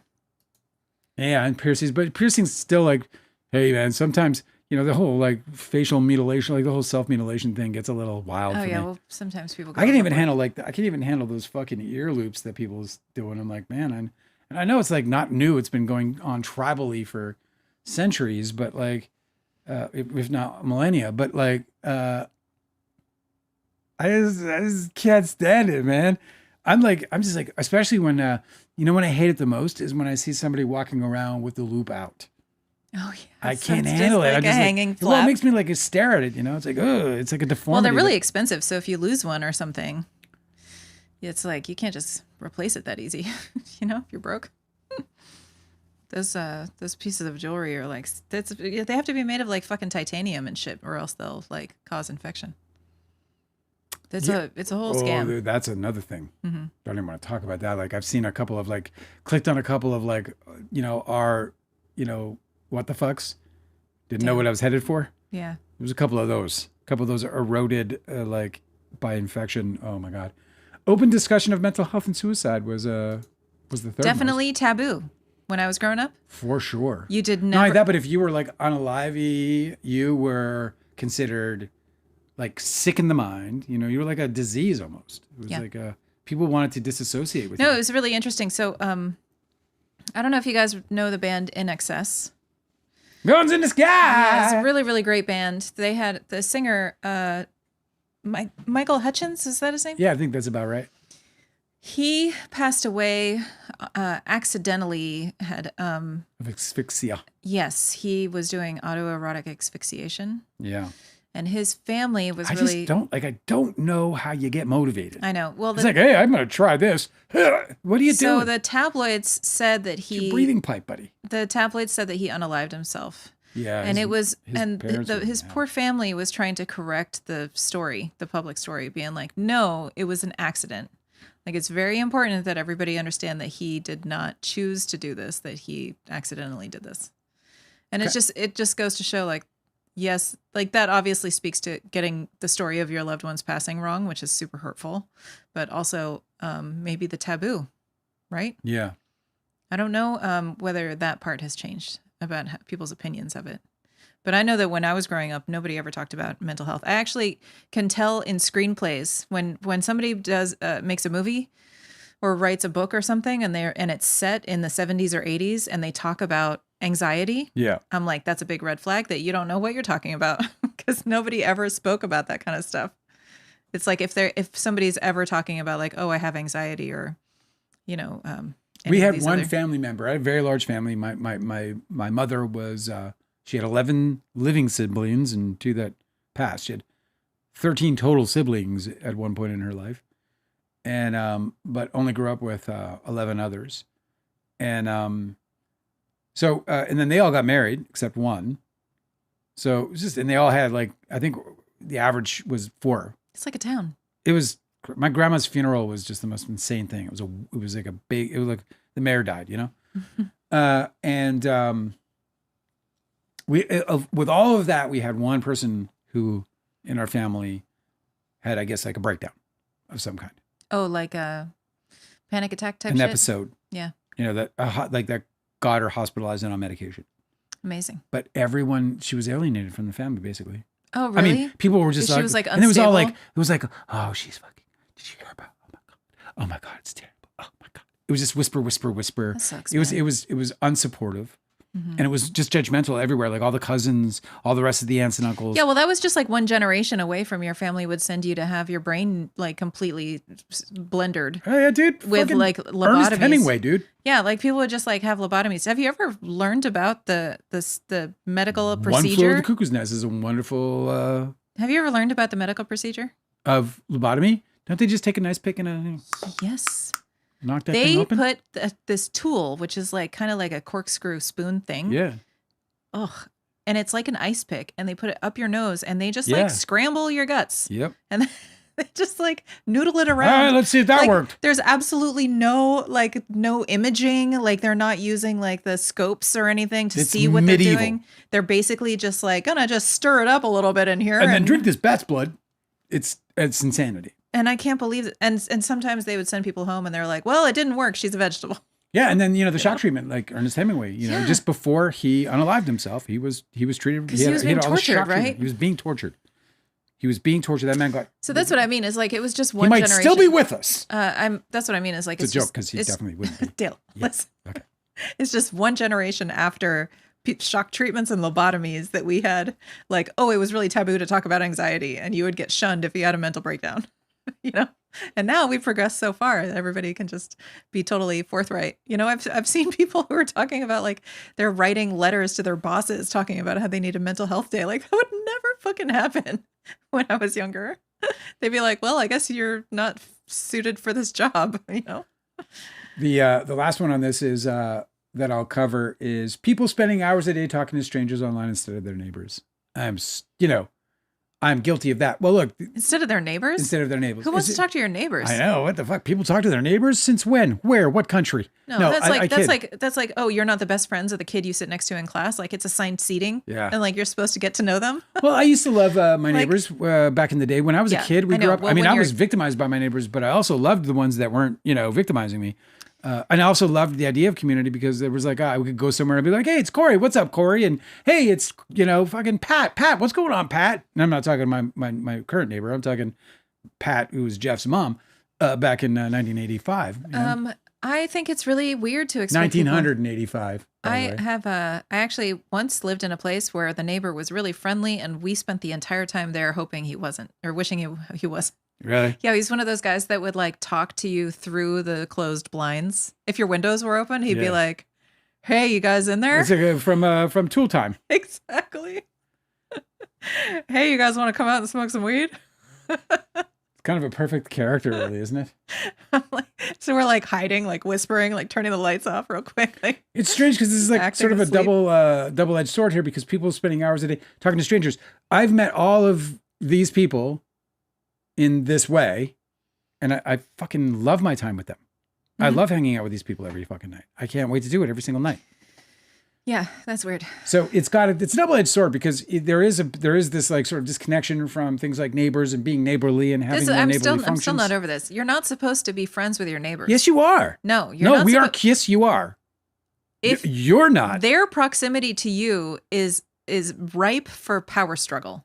You're not supposed to be. You're supposed to be helpful to your neighbors, but there's supposed to be a very, very like clear distance of like social proximity should not be crossed. I call total bullshit on that, and I say that we are community-based animals and creatures, and that we do rely on each other. I like to be helpful to my neighbors. Yeah. I like to greet the new neighbor with like a baked good. It's become that way, but I don't think it's supposed to be that way. I like to offer my phone number, like, hey, if you need anything, give us a call. If there's some crisis and you need some help, like do that. You're a great neighbor. But don't just fucking expect me to do nothing social with you. Yeah, well, that's don't bother me. Of course, I don't want. There's nothing I appreciate less. No, I don't want anyone randomly. Pardon me. I don't want anyone randomly knocking on my door. How do you start that kind of relationship with your neighbor? Which one? Where you're like, I want to be helpful to you, but don't bother me. Well, yeah. Well, you sound so cold. I would say it does because I did I sound reasonable. That wouldn't be my approach to the neighbor. My approach to the neighbor would be like, hey, what's going on? If my neighbor did something like impose on me that I didn't want, then I would say, hey. See, then now you got a problem. Now you have a conflict. But you're asking how, and you don't preemptive anything because there's nothing to preempt. Like it's just like they knocked on your door at 7:00 in the morning, and you don't want them to do that. So then you have a conversation. Go, by the way, man, that's too early for me. So like, unless it's an emergency, and if it's an emergency, please feel free to knock. I can't. Let's not get into the conversation because it's just like it's a bad conversation.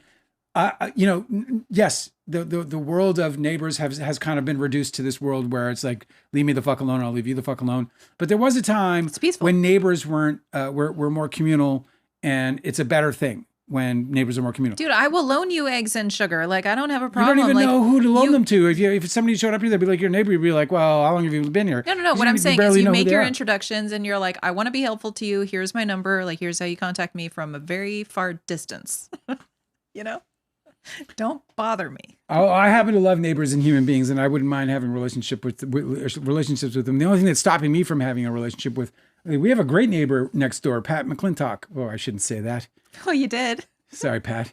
I love him though, and I haven't really gotten to know his wife at all because I don't socialize because of COVID. But I would in a minute. I go hang out with him in a minute. He's a fucking awesome human being. He's been nicer to me than my own family. He fucking bought my book. He spread my book around, and that was just because I mentioned it walking past him while I was walking my dog. Hey, what are you doing? I was like, dude, I've been writing a book for 4 years, and I'm just about to release it. And I'm out of my mind excited. Actually, what happened was I told him because the Andy Signor interview hit, and it was like 400,000 views, and I was like, dude, I'm on cloud nine. My book is like blah blah blah, and he was like, your book, what? And, see, you're chatty with the neighbor. And yeah. he's good because it's because I love people, Angela. Yeah, that's true. Cosmic Energy says, what did I think of the new Spielberg trailer? Let me tell you something, bro. I started to watch it and I stopped it immediately because I've got to watch it with you, Angela. What? I'm so excited about it. I'm practically breathless. I can't wait. The trailer? Yeah, I'll show it to you later. It's on Aliens. Is it bad? No. That I did watch it without you? Oh, you did? You stopped it to save it to watch with me? We're incompatible. And I just you don't like neighbors. I didn't even think about it. I was like, oh, I'll watch this. And then Dale will watch it and then we'll talk about it. Well, what did you think of it then? I don't care for it. I mean, it just seems like a horror movie, but I always just feel like It seems interesting. Yeah. It's just, I don't know why I expect different things from Steven Spielberg. He's grooming us. He's been engaged by the United States government as the world's most foremost director To launder this information through to entertainment. prepare us Yeah. for full disclosure. Okay. Well, then I'm in it. I'm buying excited in. for it. I can't wait for it. I didn't get to watch it because I wanted to watch it with the person I love most, but she betrayed that and watched it on her own. And so now I will watch it on my own with headphones. Betrayed what? I didn't even know there Betrayed was the experience that we could have had together. I didn't even know there was a rule. There's no rule. It's just, you should just know intuitively. It's a movie about aliens. Do you want to play it now? No. Josh O'Connor. I don't know who that is. Let me look it up. Yeah, he was on Saturday Night Live this last time. He was? Mm-hmm. Okay. He's a very tall man. The guy we just watched? Yes. The guy that guy. Yep. Oh yeah. He's a handsome fellow. Yeah, he kept losing his Very accent. nice smile. He His was great doing teeth. the Saturday Night Live sketches, and he kept forgetting that he's supposed to have an accent. So all of his SNL characters started out as American, and then they would say he would do some exclamation, but it would be very English. It's pretty cute. He's a young fella, 35 years old. He was 5 years old when I made Don's Plum. He loved it. He was there in the theaters when it was not released. What else we got here? Did you watch him on SNL? We did, as you just learned. Yeah. Yes. I thought that was one of the worst SNLs in a long time. It's been a rough season. It's not been a good season. I think a bunch of writers this left. new cast and it is shows. not great. The writers are. I think Lauren Michaels needs to fucking, maybe pass the hat. Well, he'll decide when he wants to. I didn't say he wouldn't. Mm-hmm. I'm just saying my opinion, which means nothing to him, is that he should fucking hang it up. That's what I'm saying. But he doesn't write the sketches. I think they just need. No, he does. He doesn't write them, but he approves them or he disapproves them. So right. I think that a lot of this shit. I don't know that he's the guy that sort of should be the guy in touch with sort of the vein of humor that the world has embraced these days. So anyway, saw SNL, thought he was good, liked him. His monologue was pleasant, although I just don't like the monologues mostly. No. Really haven't seen one that I really like in a long while. I liked this recent Saturday Night Live with Melissa McCarthy because she's really delightful. She's funny no matter she's what very she funny, does. Yeah. She's just fucking good at what she does, man. Yep. She understands who she is. Everybody brought their and she A-game. fucking nails it at 1,000% every time. Cosmic also asks whether or not we saw the new Knives Out. We have not seen the new. I've only actually seen the first one. I was not as crazy about it as everybody else was. No, me neither. And I loved Clue. If that means anything. I had a problem with the whole knife thing, and I don't want to get into it because Alan will come out. But I thought it was good. Everyone was like, "Oh my god!" And I was like, "Well, let's catch up because it's kind of cozy." I feel like it's seasonal to watch a locked room mystery. Yeah. I'm 100% gonna watch them. I'm gonna get around to them. I have a couple of priorities, potentially, or maybe not. I don't know. I'm gonna watch one battle after another come Friday, or maybe not on Friday. We'll make you a stiff drink. I have to do like a whole bunch of like positive affirmations. Jumping you can do jacks. this. You can do this. Dale, you can do this. He ain't shit to you. Cosmic Urgency said, I don't remember ever making a gingerbread house or wanting to. And frankly, that explains a lot. Oh. I'm kidding. Deanna says that no bail for Nick, but he did hire top 8. Yeah, he got he did. His bail was initially set at $4 million. I was so upset about it. I was like, this guy's son of a major fucking mogul in Hollywood. Don't give him even the potential to get out of jail if he's a suspect that has more than reasonable evidence to withhold to hold him. So I'm glad they revoked the bail, or at least I don't know if they revoked the bail. It was said that he had this $4 million bail. I don't know how true that is. Yeah, the Insanity Police says Mescalero. Yeah, so slow car kind of blown away by the death penalty. Obviously a very deep conversation. I have different views of that. I know you already brought this up. I have different views. I have sometimes I feel like it's a thing. And then I used to, very long time, I was very against it. And then, I don't know. It's a difficult thing. I would prefer it not to happen. Truth be told, I would prefer that these people get put away, even the most heinous of criminals, and stored in human storage.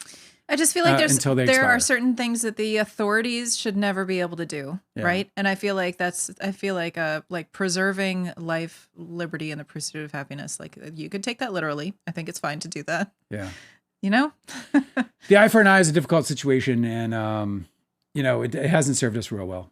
I would agree. Cosmic Urgency is asking, say something nice about James Woods.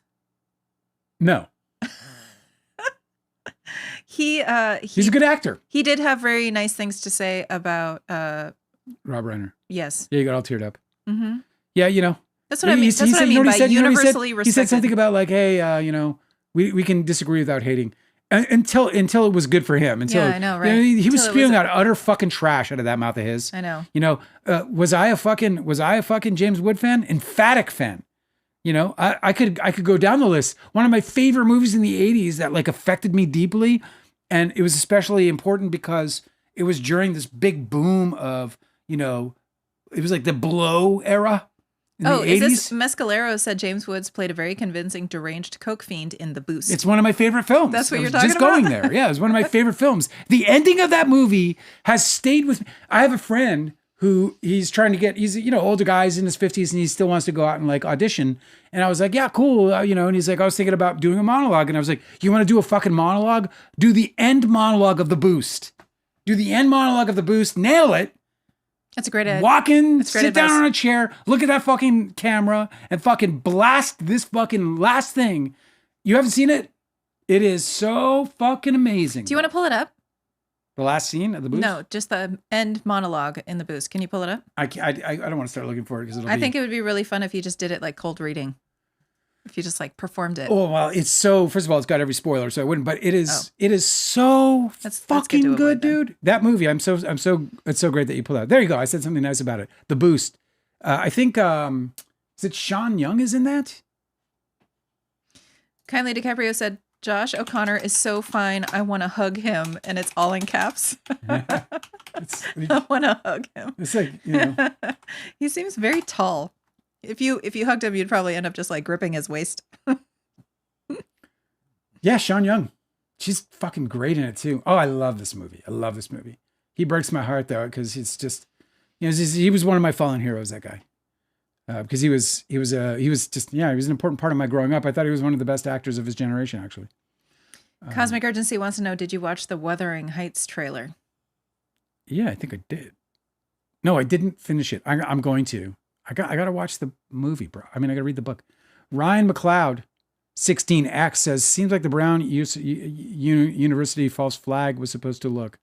Oh yeah, anti-Semitic. This is another thing too. Like an Australian one. I've seen a lot of content about the Australian shooters identified as being like former IDF soldiers or something like that, like that, so that they're sent to create this chaos. This horrific, to like drum up support for it's like this the Hitler one demographic, attacking his own thing kind of thing. Mm-hmm. What was that he blew up? You know what I'm talking about. It's not it's not normal to like constantly think that everything is a conspiracy. It's hard not to, though. We live in a world that's completely untrusting. There are really, really bad actors who do bonkers shit all the time. And I just wouldn't put it past our government or a certain other government that we're closely associated with to do that kind of stuff. Randomly flagged on on TikTok today because somebody, what was it? It was just absolutely so strange. It was a strange thing about, it was that Rob Reiner was an interview where Rob Reiner is saying to some, somebody like us, but with a bunch of viewers. Yeah. That, no, you know what I'm saying? Like, he's like a podcaster, I guess. I'm not trying to say we're bad. We're good. We got good people. We're good. But I like you. Rob Reiner said in this interview, he said that he was working on something. He even named it, but it's about the intersecting lives of Putin and Trump. Oh yeah, that's his next project. That his next project was this. Right. So people are saying that Putin, that his kid was like MK Ultra'd. No. And like activated sleeper cell, right? To keep him from creating his next project, which was gonna blow the lid off the whole conspiracy. No. I'm going no with that. I'm going no with that too. Big fat fucking hairy no. It's like you can't like throw a rock and avoid hitting somebody who's making in Hollywood who's making like a big project about our big political, So you have scandals. You have that controversy, and you're like, but then you have the Charlie Kirk, and you're like, no, that's some shit. Now that's some shit. I know, it's hard to keep the tinfoil hat off these days. On the Charlie Kirk one, especially when you just think about the caliber of bullet that they say was used. I know. Like, and the gun. I mean, there's just so many. I don't want to get into it because we'll draw the worst people. We're not going to. I'm just saying that in some cases, conspiracy theories are important. Sometimes conspiracy theories do explain things more simply than the official story. This is true. Sometimes. Who's Tyler Robinson? That's the guy that is currently awaiting trial for the Charlie Kirk shooting. Oh, see, there you go. Kirk said maybe it was Tyler Robinson. Oh, yeah, I know. How many he's of like those... the boogeyman that's responsible for everything. Slokar is asking about how many, or just asking a general rhetorical question, I suppose, about how many of those things would have happened if respective resources were giving them the funding that they needed. Yeah, I mean, there's a bunch of components. That's one of them. That's one of them. Fewer. It's not just that. Here's the thing. I said this before about, one of the benefits of playing some video games is, there's these strategy games out there where you build these societies, and in these societies, you got to keep the people happy because you're the emperor or the Gandhi, and you got to keep the society happy. And when the society becomes restless, it's because either your trade is wrong or you don't have enough entertainment for them, so that they're becoming restless and bored, and you're imposing taxes and all this other stuff. It's this really cool thing. But what's most impressive about it is like being able to sort of like, as a gamer, sitting there trying to figure out like how to balance out a society based on your foreign policy, based on your trade, your trade partners, and et cetera, et cetera. And it's really fucking cool. But what's really neat about it is when watching how the flow of the energy of the citizens go, from like their state, from happiness and contentedness to anger and revolt. Yeah. And it's so when we sit and we talk about like things like offering resources, well, you can offer resources all day long in the United States of America. But the first thing you need to do is start offering things like healthcare. You have to get rid of children in this country have more debt than their parents or their parents' did, not just out of college, but after they got jobs and got mortgages. Kids are starting in America with $80,000 or $100,000 or fucking as much as $200,000. When you say kids, you mean young adults in college debt. When you say kids, I was thinking like elementary school. But Okay, you mean matter. young adults, right? I'm talking, kids in college, right? Yeah. They're carrying, obviously fucking kids in kindergarten don't have fucking $200,000 in debt. Okay, I didn't know that's what you were saying. But anyway, these kids, they have this fucking debt. They're carrying this fucking load of debt, right? I'm just using the word kids because I'm fucking older now, so everybody's a kid to me. Young whippersnapper. So when you have that, when you don't have things like healthcare, and just general healthcare, like being able to like get sick and feel confident that you can get the care that you need, that you're not afraid of the bills that you're going to incur. Americans sit sick in their homes, afraid to go to the doctors, afraid to get diagnosed with anything because they don't have the money to be able to sustain themselves through any kind of illness.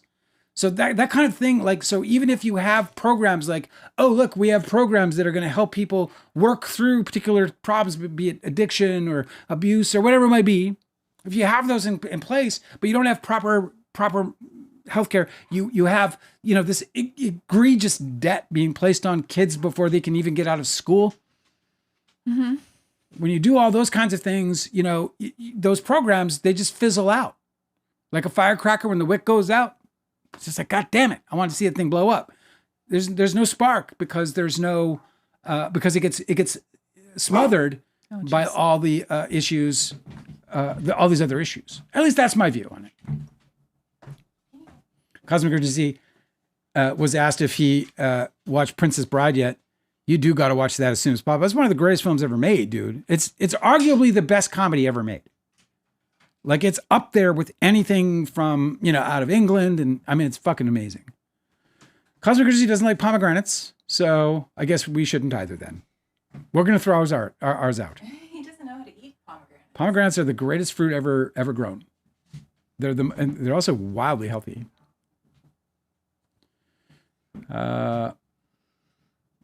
But Austin's like, you got to watch, she's asking whether or not Cosmic watched.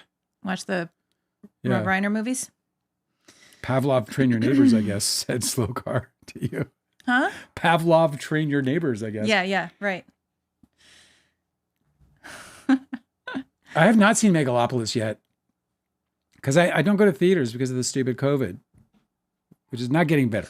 I have to handle this. Yeah, go ahead. We got dogs. All right, let me just, you know what? Let me just,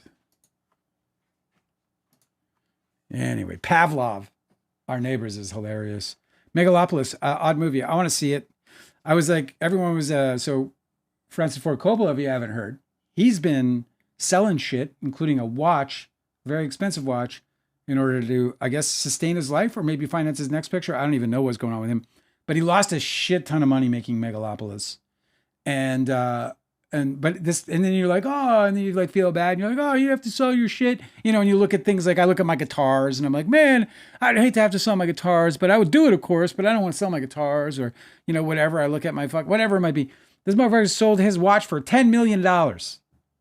His watch for $10 million. You know what I'm saying? Like, I saw all my guitars. I get $2,000. Pretty funny. Maybe. I don't even get $2,000. All right. Well, Slow Car's calling Megalopolis a truly bizarre experience. Well, I'm just gonna like, yeah, I'm gonna smoke a little and watch it deeply. Cosmic Energy said that he also, like Angela, was not impressed with the trailer. Well, that bums me out because I stopped it after watching the first like 10 seconds of it going, I got real excited. Oh, man, I want it to be great. Connie DiCaprio says, Josh Connor is so fun. I want to hug him. We know that you said that because Angela already told us that you did. And I don't want to hug him. I don't know him. I'd give him like a bro hug. I'd give him a little like, what's up, bro? I can do one of those. But I wouldn't give him one of them Baldoni, like rubbing the back spine ones. It's like, oh, the Baha'i hug, I guess it is. I wouldn't give him a Baha'i hug. No G Troll said the next movie I make should be called Alan. Well, here's what's up, man. I will say that I think I'm ready to write my book, my first novel. I've been going through a lot to get myself set up to go on it because I gotta find a way to get to through the first draft and to the through the edits. But I was kind of inspired by Taylor Swift's interview on Colbert because she talked about I don't know if you guys saw it, but in the Colbert Report, she did this, I don't know, breakdown of what books and reading is to her, and she did this whole thing where she was like, she was just blasting away on this like idea of what a book, but half of the elements that she said is what makes her love books or what is a great read to her. It's worth watching. She's really adorable. Is in this book. The way she describes it. Yeah. What book are you reading? No. You weren't here for this, but I'm telling people I'm ready to write my next book. Oh, okay. And I'm just trying to fucking get myself in a state to sort it out. Like, I had a really rough weekend, and I just need to get the way I think she was talking about like an old English, like New England estate or something, like a not like a castle, but one of these like huge haunted mansions was what she was talking about. What are we talking about? Do you have a story that you want to write in like an old haunted mansion? Well, no, because that'd be fucking awesome. There were other things. No, I don't. There were other things though, and there were ghost other romance. Elements. Yeah, it was just a supernatural romance or whatever, and but there were many elements that applied to the book that I want to write, and it was inspiring to me to get to work, and I'm going to do that momentarily. That's awesome. I'm on the verge of ready to write this book. I think I can get the first draft done inside 4 months. And I just got to sit down and plan it out now, which is my first phase. And I just need to be kind of distraction free, and I need to be headache free. I've been having a lot of headaches, man. It's been tough. It's been a tough 6 months for me. I don't know what I guess my brain is broken, but I'm one of those uninsured Americans who just sit around and go, this fucking isn't working, but I'm still here. So I guess I'm all right. What were you guys talking about? Slow Car saying Francis kind of went nuts with this one, but I gotta respect him for it. What was that for? Megalopolis. Oh, Francis Ford Coppola. Yeah. I love that slow car that you called him Francis. Like you guys are bros. Francis, let me tell you a little Slow something. car says, bro, watching it high would be a trip and a half. Watching it sober made me feel high at times. I feel like that sounds like a successful film. I don't think you can criticize a filmmaker if they have that effect on you. Yeah. That's like David Lynch, you know. That's everything that he ever did. I think it's a suffer through movie. Oh, really? Yeah, I think it's one of those like you do it for the love of How long is it? Film. I don't know.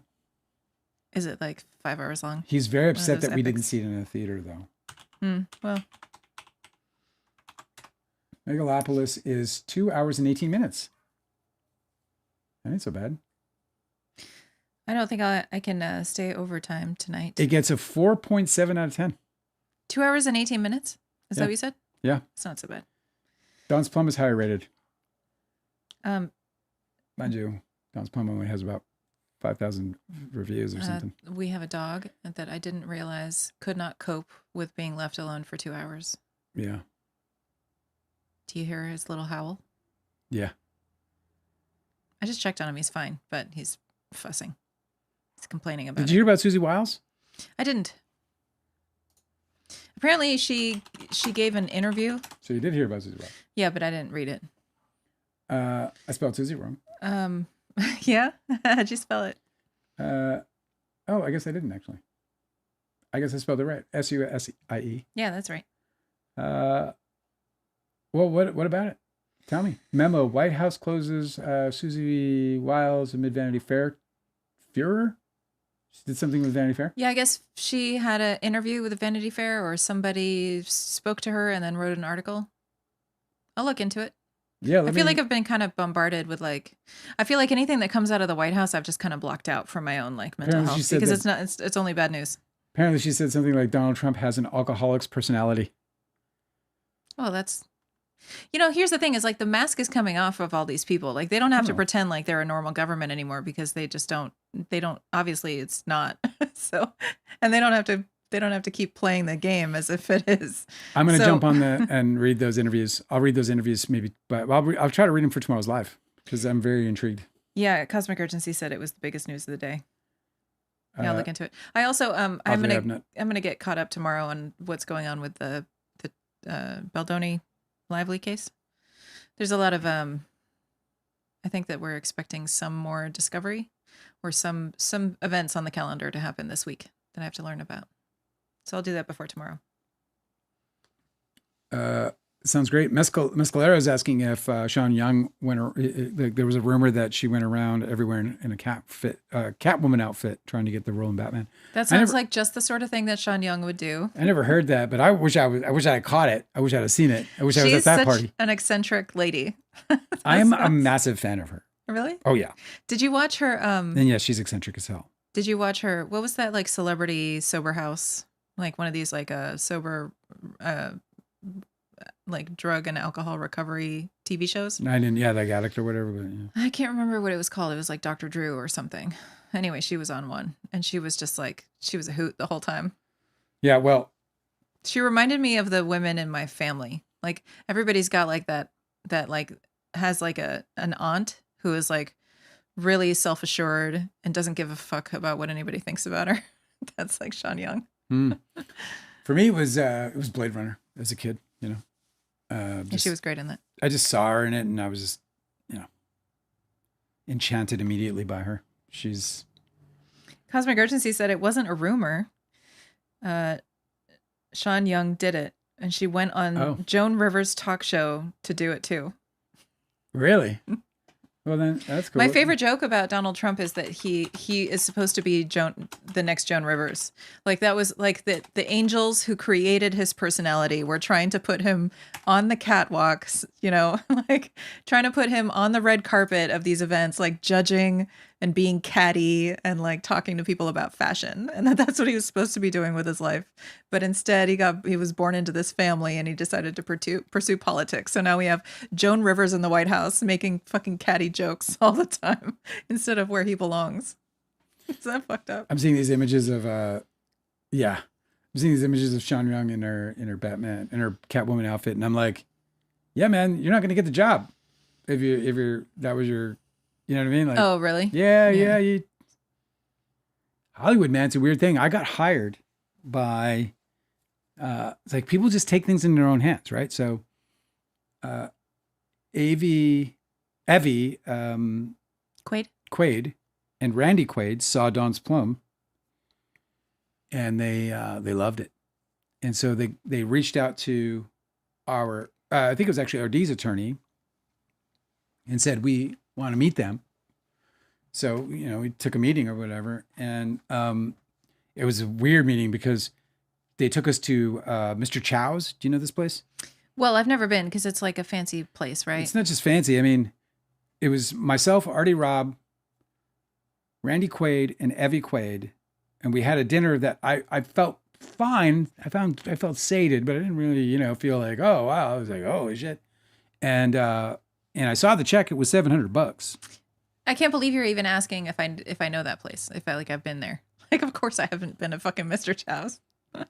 So, well, I was there, and I was more person. broke than you. I was, believe me. So anyway, they took us to Mr. Chow's, and we had this dinner. It was a very strange thing. There was a bunch of famous people there. Yeah. And then That's probably why they go. It is. It's definitely where, like, to because like broke people can't go in there and like harass their asses. Right. To see and be seen. So, but they asked us to shoot a pilot presentation for CBS. So there was a pilot going around, I guess, and they wanted to get Evie and Randy as the leads on the pilot. So they hired us to shoot a pilot presentation. And we did. And CBS rejected it. But they spent a bunch of money. I'm like, what? I didn't actually get paid on it, but that's another different part of the story. That must happen all the time where people put a bunch of resources into a show or something. It just doesn't get picked up. Well, or just into an audition, because that was an audition. It was already it was an existing pilot. Do you know the sitcom Wings? Yeah. You know that? I think that was called. And the guy on Wings, the guy who plays kind of like the half-witted guy, for lack of a better term. You know what I'm talking about? I never saw the show, but I just know of it. Well, anyway, I think it's Wings. Anyway, he was the thing. He's a totally cool guy, actually. Let me see what his name is. Oh man, he was like a big TV guy, and I don't remember his name suddenly. Anyway, worked with those three and shot this fucking pilot presentation, spending tens of thousands of dollars, and just for an audition. It was the strangest night because, we went through this whole fucking rigmarole to get her this cut. And she ended up demanding that we deliver it to their house at 1:00 in the morning. And because she was like, the minute you're done with the cut, you have to notify me. And I'm like, well, it's going to be late. It's going to be real late. And she said, well, I don't care what time it is. So it was close to 1 when I called her. It was like 12:30 or whatever. And she said, bring it over now. I want to see it now. 1:30 in the morning? At 1:00 in the morning. So RD and I drive over at 1:00 in the morning with a half inch of VHS tape layoff of the pilot presentation cut. And she, we ring their Beverly Hills door, and this big door opens, and it's Evie Quaid and Randy Quaid in bathrobes. And you're like, oh. White, puffy Did I just walk into a kinky party? I'm like, what the fuck is going on? Come in. We walk in. I thought I was just going to drop off the tape. She's like, no, you're going to watch it with us. So we're just like, here's the tape, whatever. No, come in. So they bring us in, and they take us to the bedroom. And literally, we get into bed with Evie Quaid and Randy Quaid. Randy presses a button. Okay, wait. Robes on or robes off? Robes on. Everybody was clothed. Oh, so they were just acting like it's totally normal? It was just where they wanted to watch it. They had everything rigged by their bed. They put the VHS in there. I feel like you're missing important details because you were like, so then we get into bed. I'm like, wait a minute. Yeah, I'm in bed with Randy Quaid and Evie but Quaid. Everybody's still clothed. And it's the detail you missed. It's super important. They push a button and the TV comes out of the ceiling. Okay. And it was like a tube TV. It was the 90s. It was like a tube TV drops out of the ceiling. And then we watched this thing in their bed, sleeping like they was laying next to them. Like that scene with the grandparents and Willy Wonka. It was so fucking kind of actually. It was extremely strange and uncomfortable and weird, but also like a memory I could never forget. And later, of course, they would fall from grace in this really sort of almost sad way. Yeah. But it explained a lot actually certainly about Evie. Evie was a strange one for me. I didn't have a great time with him. But yes, of the two, Randy Quaid was so fucking kind. Yeah, he was a nice guy. Yeah, I mean, I only worked with him for a week, but I loved him.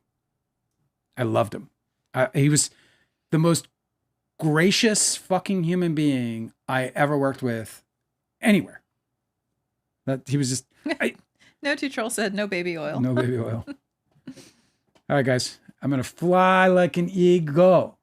I'll like I said, we're gonna work out a super chat alternative. I'll let you know what that is. It might be a Patreon, it might be something, but we'd love to open up that channel again if we can. But we're gonna keep super chats off until either Apple breaks or we get crowds so large that we have no choice. Yeah, ideally we can make it as easy as like sending a tip or something instead of like having, like I don't think anybody's interested in like subscribing, getting billed. That sounds so unpleasant. I have a couple of ideas that I think are going to be neat, and I'm looking through the alternatives and figuring out what's kind of cool. I want to try to create something that's like, that just helps build the show and then, but also gives like people a lot of fun stuff to deal with. Well, we'll see how it works. Your generosity, guys, is just so ridiculous. And I just want to thank you again for it.